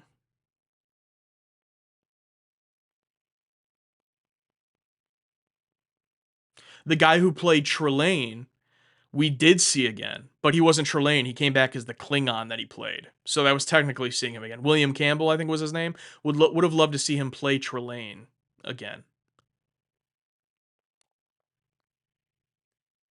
But thank you so much for that super chat, and thank you for being part of the Bridge Crew, man. Did you watch Mystery Science Theater 3000? When I was in middle school, I had what I would call a fringe friend or like a friend of a friend who I kind of chilled with a couple times. He was super into Mystery Science Theater 3000 and he showed it to me and I remember watching like one of them and just like not really getting it. Like I was like, "Oh, okay, I guess it's funny." Like it just like wasn't my thing. So I never really like got into it. Which is ironic, right? Because of what I do now. But so yeah, I have seen it, but I haven't watched it. No, I did like the intro though. I do love the intro and how they would have so many different variations of the intro. That was always fun. Brack, yeah, that was it. Brack. I don't think it wasn't Cartoon Planet that I watched though. It was like the Brack show or something where it was just like his life and everything was shitty.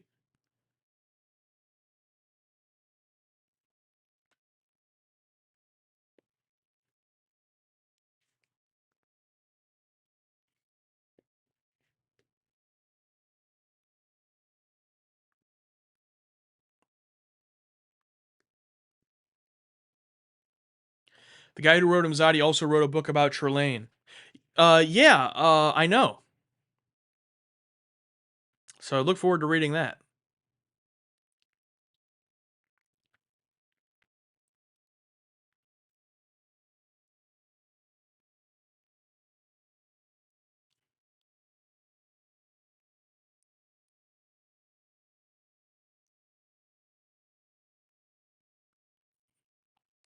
Hey, Wrestling with Gaming is here. Brack show was awesome. Yeah, it was a great time. Now, like Aqua Teen Hunger Force, I remember as a kid even knowing like I shouldn't be watching this. Like if my mom saw me watching this, she'd be really mad. But the Brack show, I don't remember how inappropriate it was. I'm sure it was inappropriate, but I don't remember it sticking out as much as uh Aqua Teen Hunger Force of like literally their neighbor like with prostitutes and stuff. Oh yeah, Harvey Birdman, Attorney at Law. Yeah, that was another one. I also really loved the Boondocks for a little bit as a kid. I remember I used to draw. What's the younger brother's name? Riley. I think it's Huey and Riley.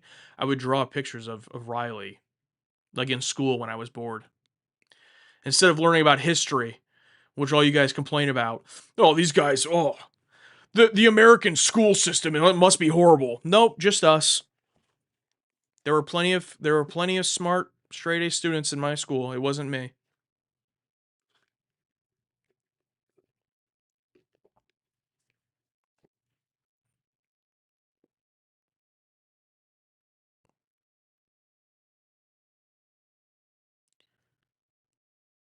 Horse Jackum or something. BoJack Horseman. Yeah, I love BoJack Horseman. Great show. Big Will Arnett fan from Arrested Development is one of my favorite shows of all time.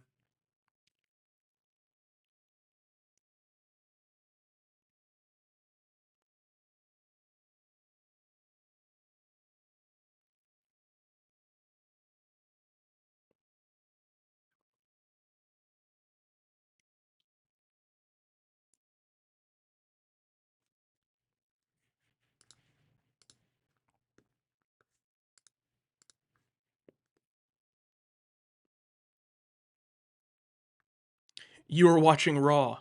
Yes, I was. Yes, Arrested Development is my number one comedy show of all time. Infinitely rewatchable. Oh yeah, absolutely.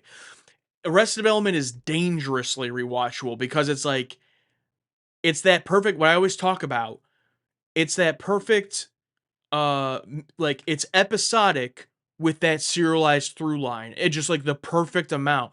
So you turn on any episode of Arrested Development and you're like in the middle of this arc and you're like, oh, I need to see where it goes. And it's like if you just turn on a random episode of Arrested Development, I've done this several times where it's like I'm just gonna turn on an early season 2 episode, and I end up watching like 6 episodes because it's like it's just so great. But there's that through line you want to remember. Oh, what ends up happening with this? And it's great. But my favorite episode of the whole show is Afternoon Delight. Um, but then my second favorite episode, I can't remember the name of it, but it's season 1. I think it's either episode 8 or 9. But it's the one where Michael thinks that George Michael is buying weed or like smoking weed or buying weed from Job, and then they introduce and then they introduce the guy. Oh, is that what you're talking about? Peer pressure? Yes, peer pressure. Yes, and they introduce the guy with the arm. Yeah, yeah. And I quote that all the time when they're on the boat, and he's like, don't hit the gas, and all the kids are yelling, and then the dad, he's like, I think I heard you say hit the gas. And then they drive off, his arm rips off. That's why you don't yell. And so every time, like Haley and I will be in the car doing something, and anytime she happens to say hit the gas about anything, I'll be like, I think I heard you say hit the gas. It's just like most quotable thing of all time. And then he goes, at the end when he shows him he somehow he's in prison and he somehow gets the friend to be part of the ruse, and he's like, that's why you don't teach your kids lessons. So what kind of lesson is that? He's like, it's my final lesson. That show is just too much.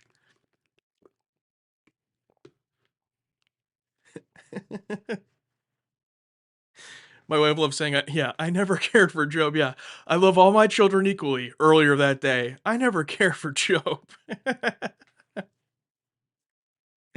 Oh man.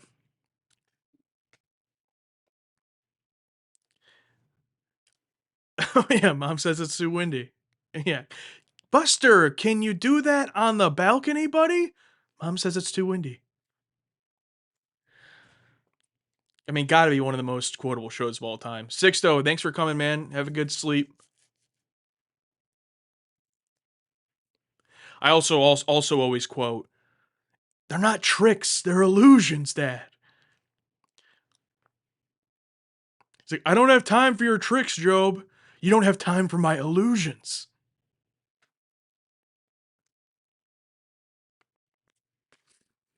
Oh yeah, Buster getting his they breadcrumb. I think I watched like a YouTube compilation at some point of like putting all the scenes, like all the hints together about that.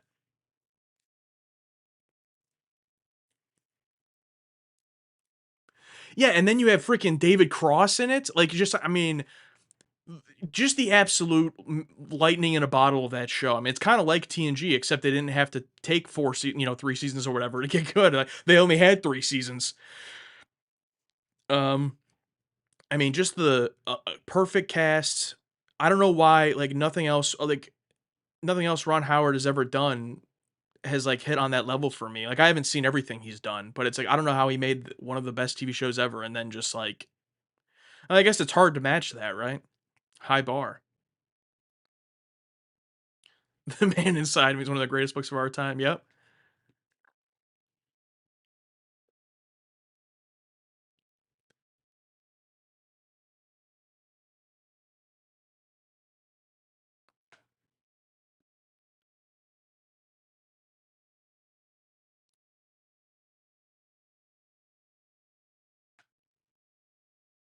3 hours to go to Bucky's is insane. Hey, it was a good time. We were actually Haley and I were talking about going sometime again soon. It's a fun ride.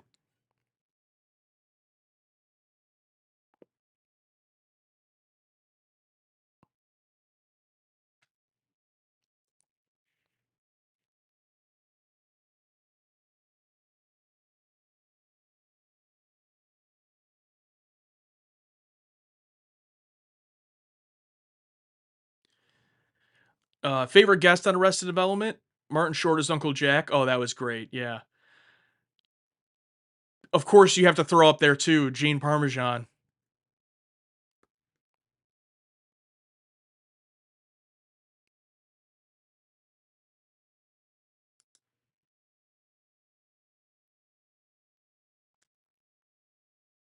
But I'd probably have to go with Carl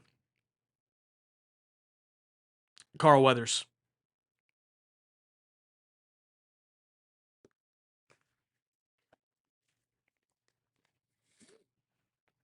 Have you read Hitchhiker's Guide to the Galaxy trilogy? Skip the movie. Listen, you could have stopped at have you read? The answer would be no. But I'm mostly joking. Not really though. But no, I haven't. I haven't seen the movie either. Yeah, rest in peace to Carl. Glad you're here. Today was rough. Well, I'm sorry to hear that. Edible Ape Man. You did Bucky's in Ohio and Kentucky. There you go.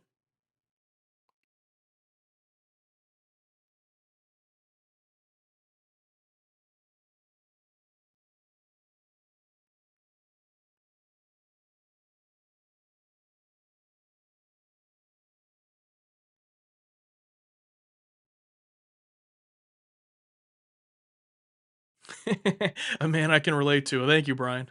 It's not, I don't want that to be the case. I want to read.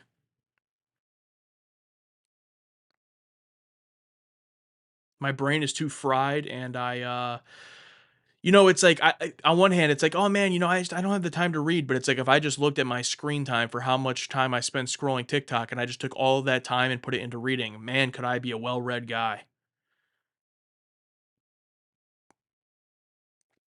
Let's see. I'm gonna go take a look. Does anyone want to guess how much screen time I have on TikTok? Let's go look.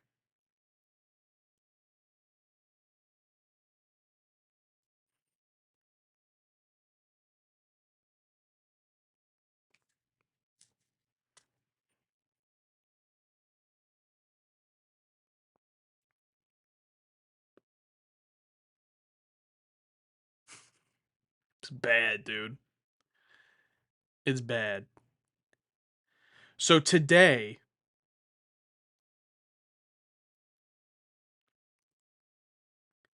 so just for comparison, today I've spent 25 minutes on YouTube, 27 minutes on Discord, 32 minutes on Patreon, 3 hours and 10 minutes on TikTok.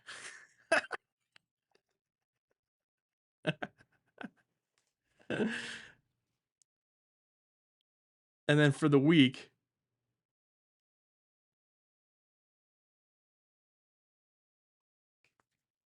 I don't even know if I want to say how much I've been on it this week, bro.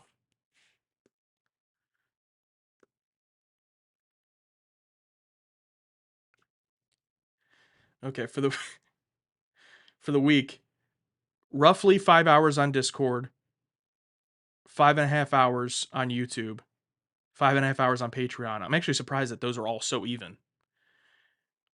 18 hours on TikTok.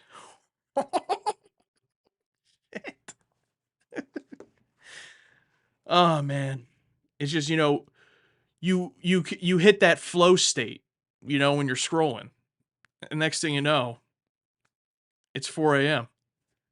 Now keep in mind, I'm doing all this while posting an uncut reaction almost every single day. Okay, so just keep that in mind. Trainee numbers.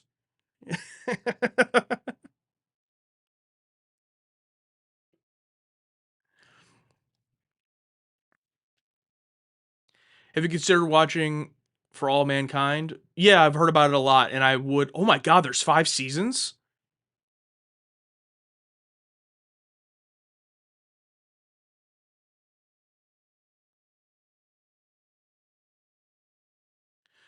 Yeah, I would like to watch that eventually.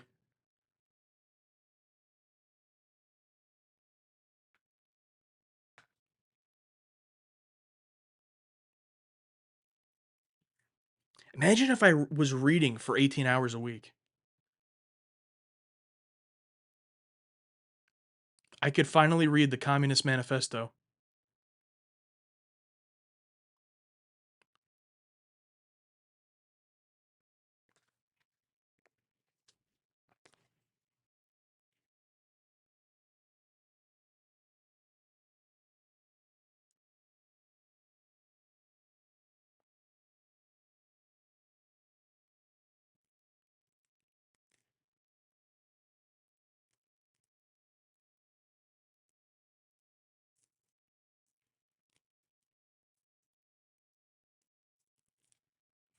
Jonathan, thank you so much. For All Mankind is great.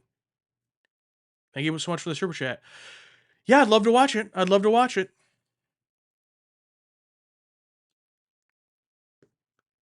Definitely could be a bridge crew vote at some point, or it would have to either be bridge crew vote or after getting caught up on Star Trek.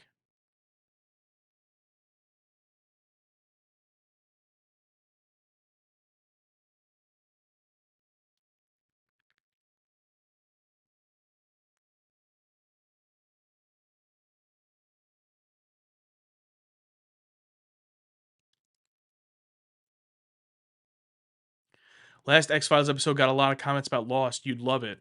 Yeah, I'm guessing that's probably because I brought up Lost. I think in the intro. Yeah, would I love it? I don't know. That's one I'd have to watch on my own. Unfortunately, I know the ending. I don't know how much that affects watching the show, but I feel like the ending of Lost is kind of like the ending of The Sopranos. Like you just kind of couldn't escape it in pop culture. Like I knew the ending of The Sopranos when I was 11 years old and had never seen the show. So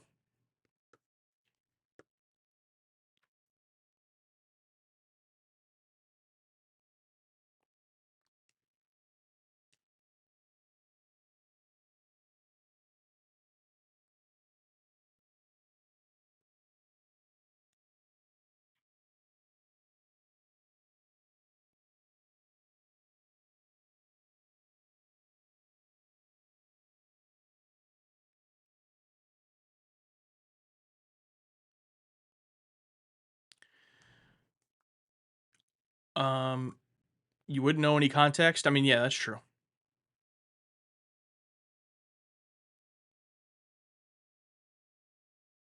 Oh, Ken Arce's loss is a 10 out of 10. Okay.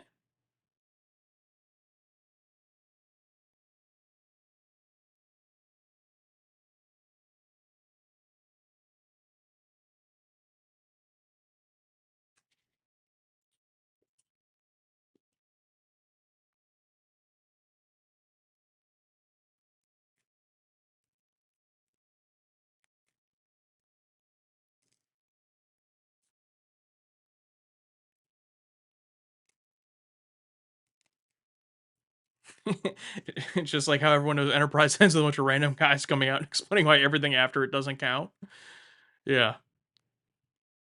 I like that it's a bunch of random guys too, not the characters of the show.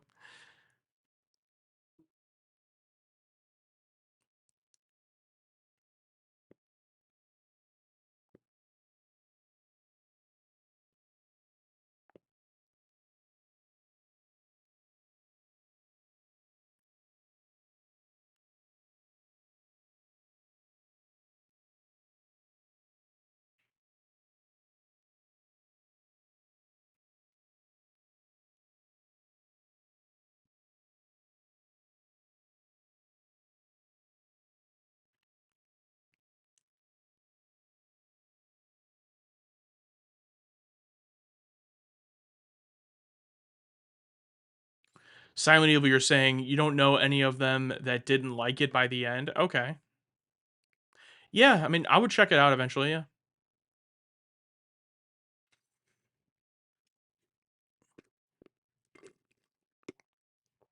All right, y'all. I have finished my Mountain Dew. So, you know what that means. Got to get heading to bed soon. If I don't have a constant intake of caffeine, that's all that's keeping me going at any time. If I run out of the caffeine, I just drop unconscious. So, no bed, stay with us. This is getting, now we're really getting after dark. Badger, thank you for the super chat. What do you think? What do you think is after all Trek? Start over? Yeah, I don't know, man. Here's my hope. I would hope that by the time we finish Enterprise, which will probably be in, if I had to ballpark it, around the end of 2028, if I had to guess, a little over 2 years from now. My hope would be that by that point, we have enough going on that, I mean, we're still gonna. I know that's not all of Trek. Obviously, we're gonna keep going, but by that point, because the next thing will be Star Trek 2009. So by the time we get to Star Trek 2009, my hope would be that we have enough going on that the channel doesn't completely die. Um, if it doesn't, then that means that we've already, found stuff to do that people are interested in. So my guess would be not just starting over Star Trek. My guess would be those things, whatever they are. Whether we have more time to dedicate to things like, uh, stage Trek, um, other shows, whatever it is. Yeah, there's Stargate. In terms of other shows, I mean, there's obviously so much. I mean, there's Stargate, there's Babylon 5, there's Battlestar Galactica, there's X Files, there's all these things. The question is, will any of them ever have as much of a community and an audience that stays with us like it is right now for Star Trek? So that's the question. But obviously, there are plenty of Star Trek creators that are not a first time watch reaction channel. So kind of our bridge that we're trying to build and have been trying to build this whole time is how to go from being Star Trek first time watching reaction channel to Star Trek creator. That's just what we have to figure out. So that'd be my guess. Because even when we finish Star Trek, it's like it's still going to be a Star Trek channel. It's not gonna, you know what I mean? It's not going to become like, oh, we watched Star Trek once, but now we don't talk about Star Trek at all. Like obviously that won't be the case.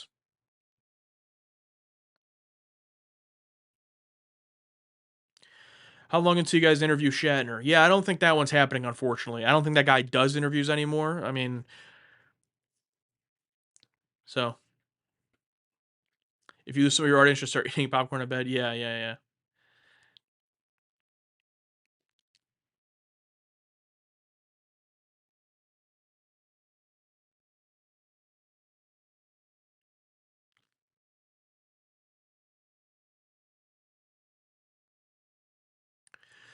Did you tell us what Gates emailed you about?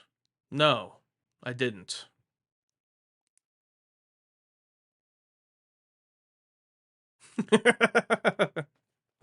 That's the answer to your question.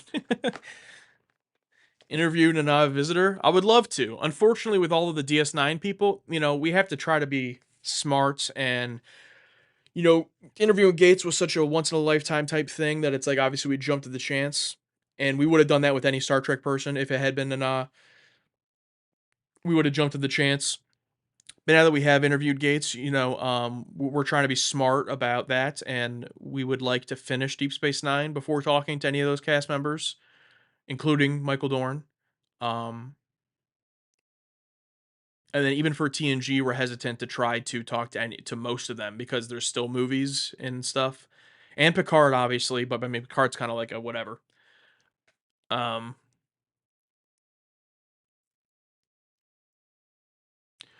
who would you want to interview the most, alive or dead? Okay, well, alive or dead's kind of difficult to say. I mean, because if you're saying I could interview them even if they're dead, it's like okay, could I have interviewed them like when they were in their prime of being on the show, or do you mean like right before they died? Like you know what I mean? That's kind of tough to say. Uh, if I died tomorrow and was in heaven and could interview anyone, I guess it would have been, you know, Leonard Nimoy once he accepted being Spock. Wasn't that a thing where he didn't want to be Spock, but then he was Spock and he accepted it at that point, I guess? See you later, Denaxis. Good night.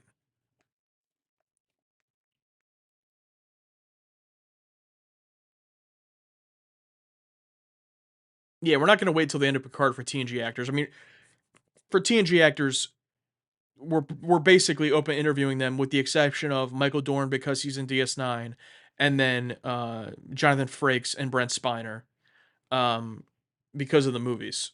I've kind of ruled out ever talking to Patrick Stewart, and then Denise and Marina Sirtis. I would, absolutely talk to. Will Wheaton. We would talk to. Any of those. But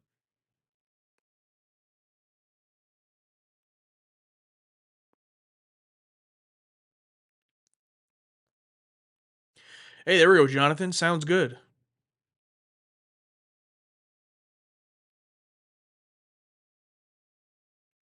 It'd be cool to talk to Barkley. I was just gonna say Barkley. Yeah, get Reg on. That'd be cool. Dwight Schultz. Marina does not hold back. Oh, I know. Me and Alex already have an inside joke where if we ever interviewed Marina Sirtis in person, the entire interview would be like we would try to ask a question and then she would just roast us, and then we would just be laughing really hard, and we wouldn't be able to.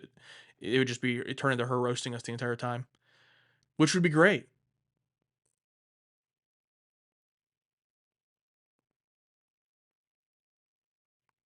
Why did I say it like that? Why did I say what?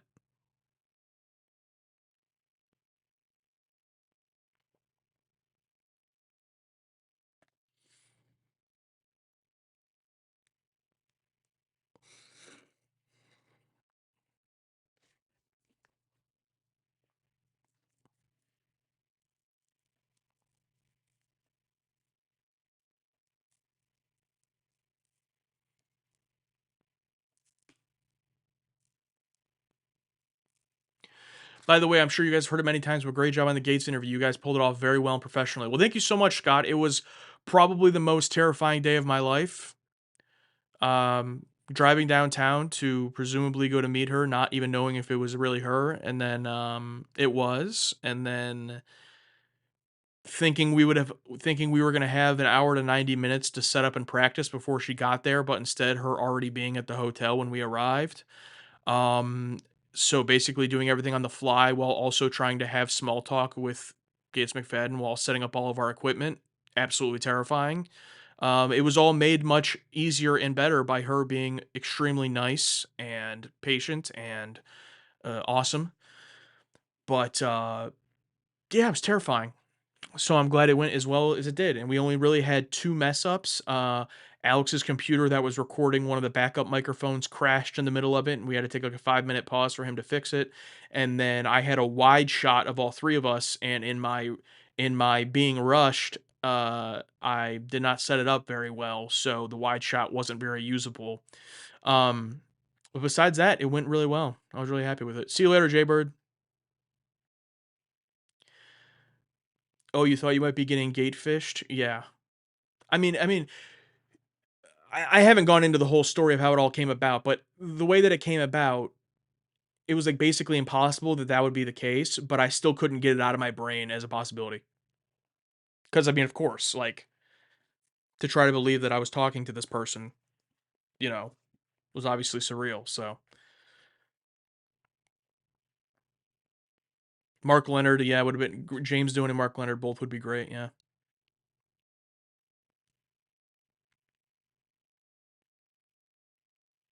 Oh, what's up, Joe? I don't know if you already left, but see you later.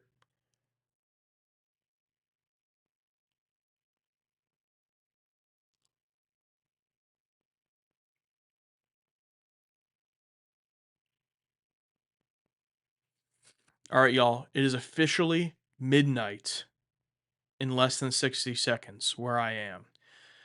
So, I think it's time to wrap it up so I can get going to bed. Lightning round, last questions. Josh After Dark, anything you want before I go. I want to say thank you to everyone that's been here on this late night stream. It's fun. It was fun, these late night random streams. What's my favorite color? Blue.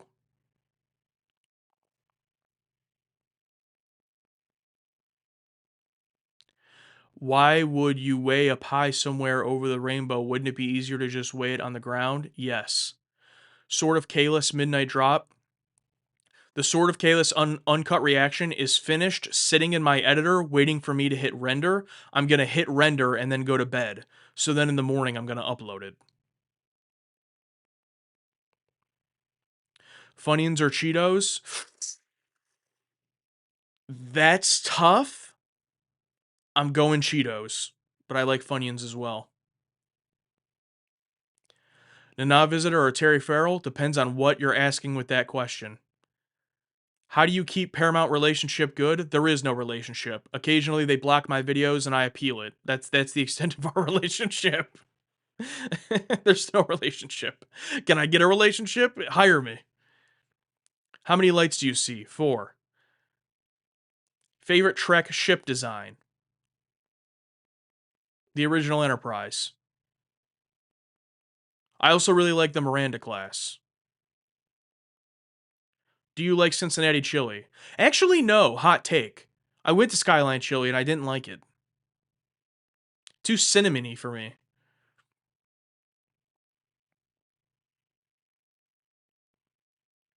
You have to throw a theme party in a holodeck. What's the theme?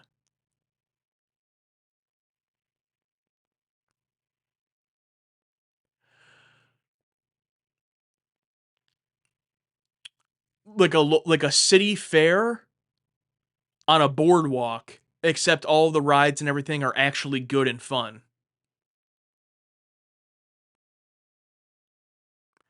Favorite candy? Reese's Pieces. Not Reese's Pieces, Reese's Pieces.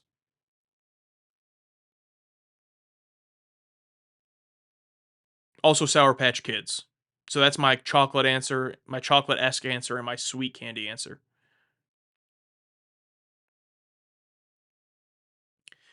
Favorite fruit? Pineapple. Banana.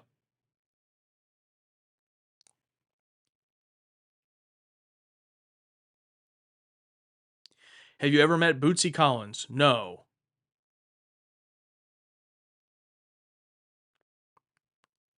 Mullet or mohawk? Mullet. If I was thinner, I would rock a mullet, but mullets on big guys don't look good. Have you seen my keys? Check the hook you have by your front door.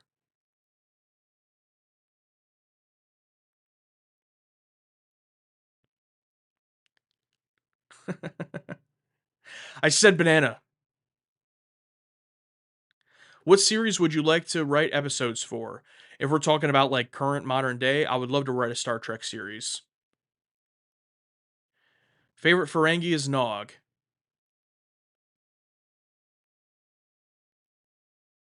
Trapped in a shuttle with Ducat or Garrick? Ducat. Garrick would like just psychoanalyze me until I went crazy. Ducat would be a fun conversation.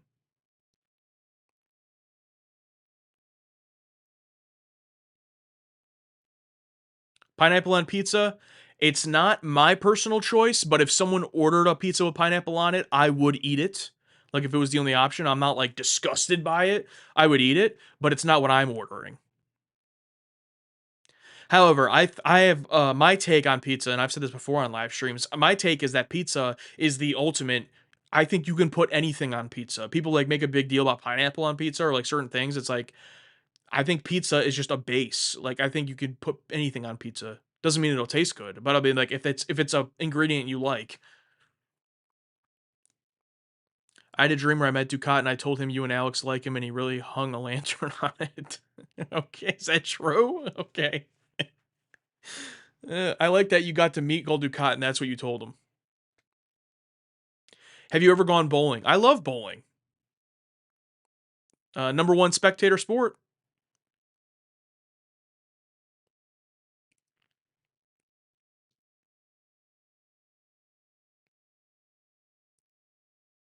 In your dreams, are you doing reactions? Absolutely not. But one time, you know what? I'll just say I've had some weird Star Trek related dreams, but never doing reactions. No. Maybe if I'm having a nightmare.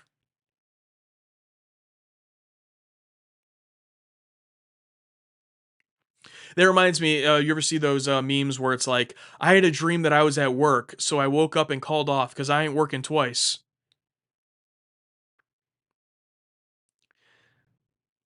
That is true. An actual weird dream I had for some reason. I'm in therapy. Is that when you entered therapy after that dream? You woke up and you're like, all right, that's the last straw.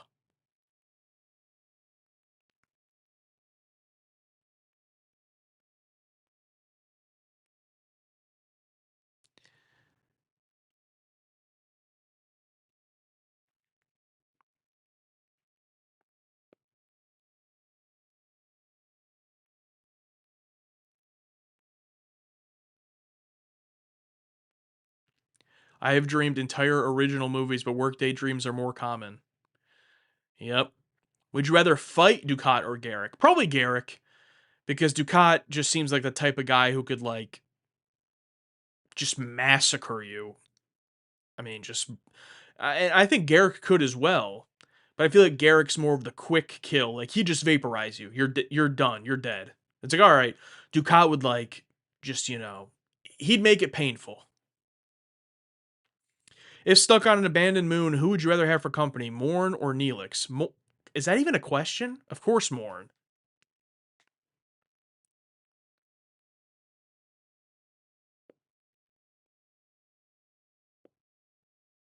Would you ever buy Star Wars Legos from a consignment shop?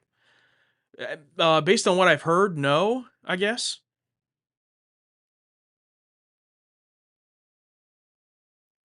Orville. We are watching the Orville as if it is Star Trek in release order alongside Star Trek.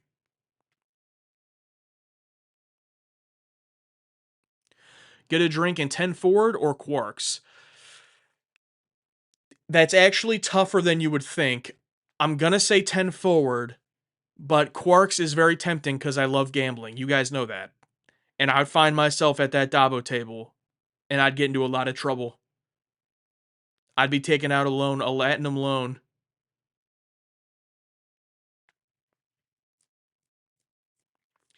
Which is better, Voyager currently or Firefly, including the movie?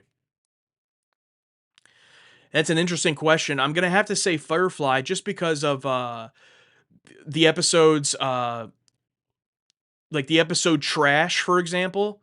I don't think there's any episode of Voyager I like more than Trash.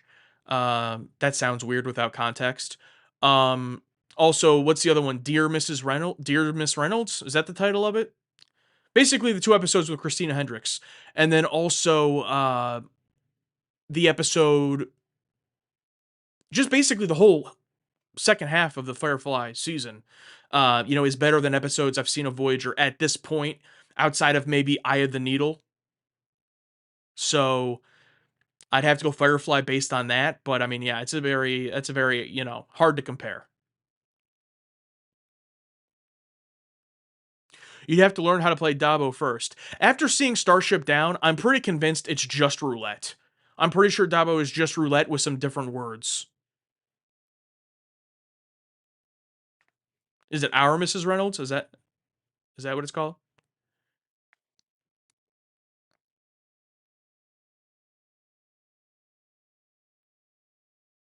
Out of Gas. That's another great one.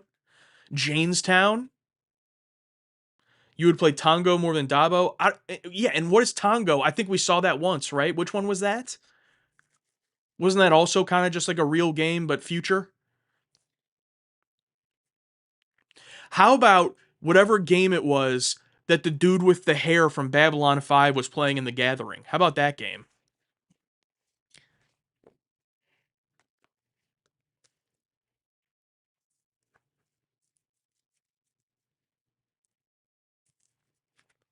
Crusher or Scully? What's the context of that question?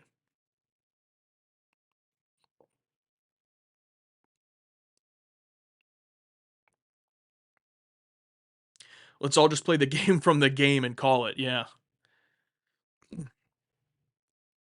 Will you watch Galaxy Quest in release order? No, because we already watched Galaxy Quest about 3 years ago. It's on the channel. You can check it out.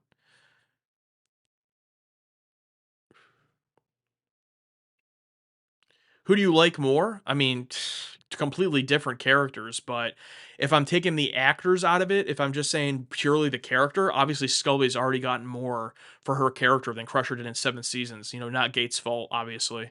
So yeah, I really like Scully as a character. I mean, Beyond the Sea, incredible episode.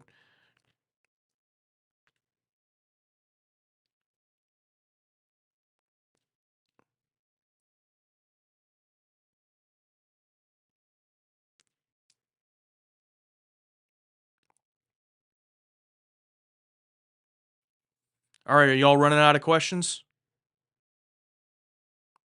Yes, they're both great actresses. Yeah, that's why I was saying take the actresses out of it because they're both great, obviously. So just going based on the characters.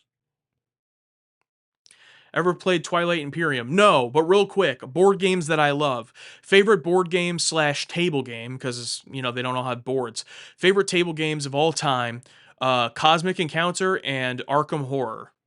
I also like Eldritch Horror. It's kind of a streamlined version of Arkham Horror. Arkham Horror has a lot of small pieces, a lot of moving parts, and sometimes you can get kind of lost in the game because of the way that it plays.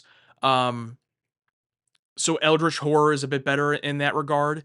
But Arkham Horror is always like my first love. And then Cosmic Encounter is brilliant. I love Cosmic Encounter. Yeah, I wish they made like a game of Cosmic. Or, I wish they made a game of Cosmic Encounter. It is a game. I wish they made a show of Cosmic Encounter. I just feel like I just love it so much. And that's the kind of sci-fi I love. Like just weird. It's literally a table game of weird aliens. Everyone gets to be a weird alien. It's great. Um, I also really love. Of course, I'm blanking now, but there's a number of other table games I really love. Uno. All right. Ractigino or Earl Grey? Probably Ractigino. Did you watch any Babylon 5? Only The Gathering up as of right now. Darts or kayaking with the Chief? Definitely darts. If the Chief's going to get hurt kayaking, then I'm definitely getting hurt. Not a question, just like your channel. I appreciate it. Have you seen, heard any of that? No, I haven't. Good night, Deinonychus. Thank you for being here, man.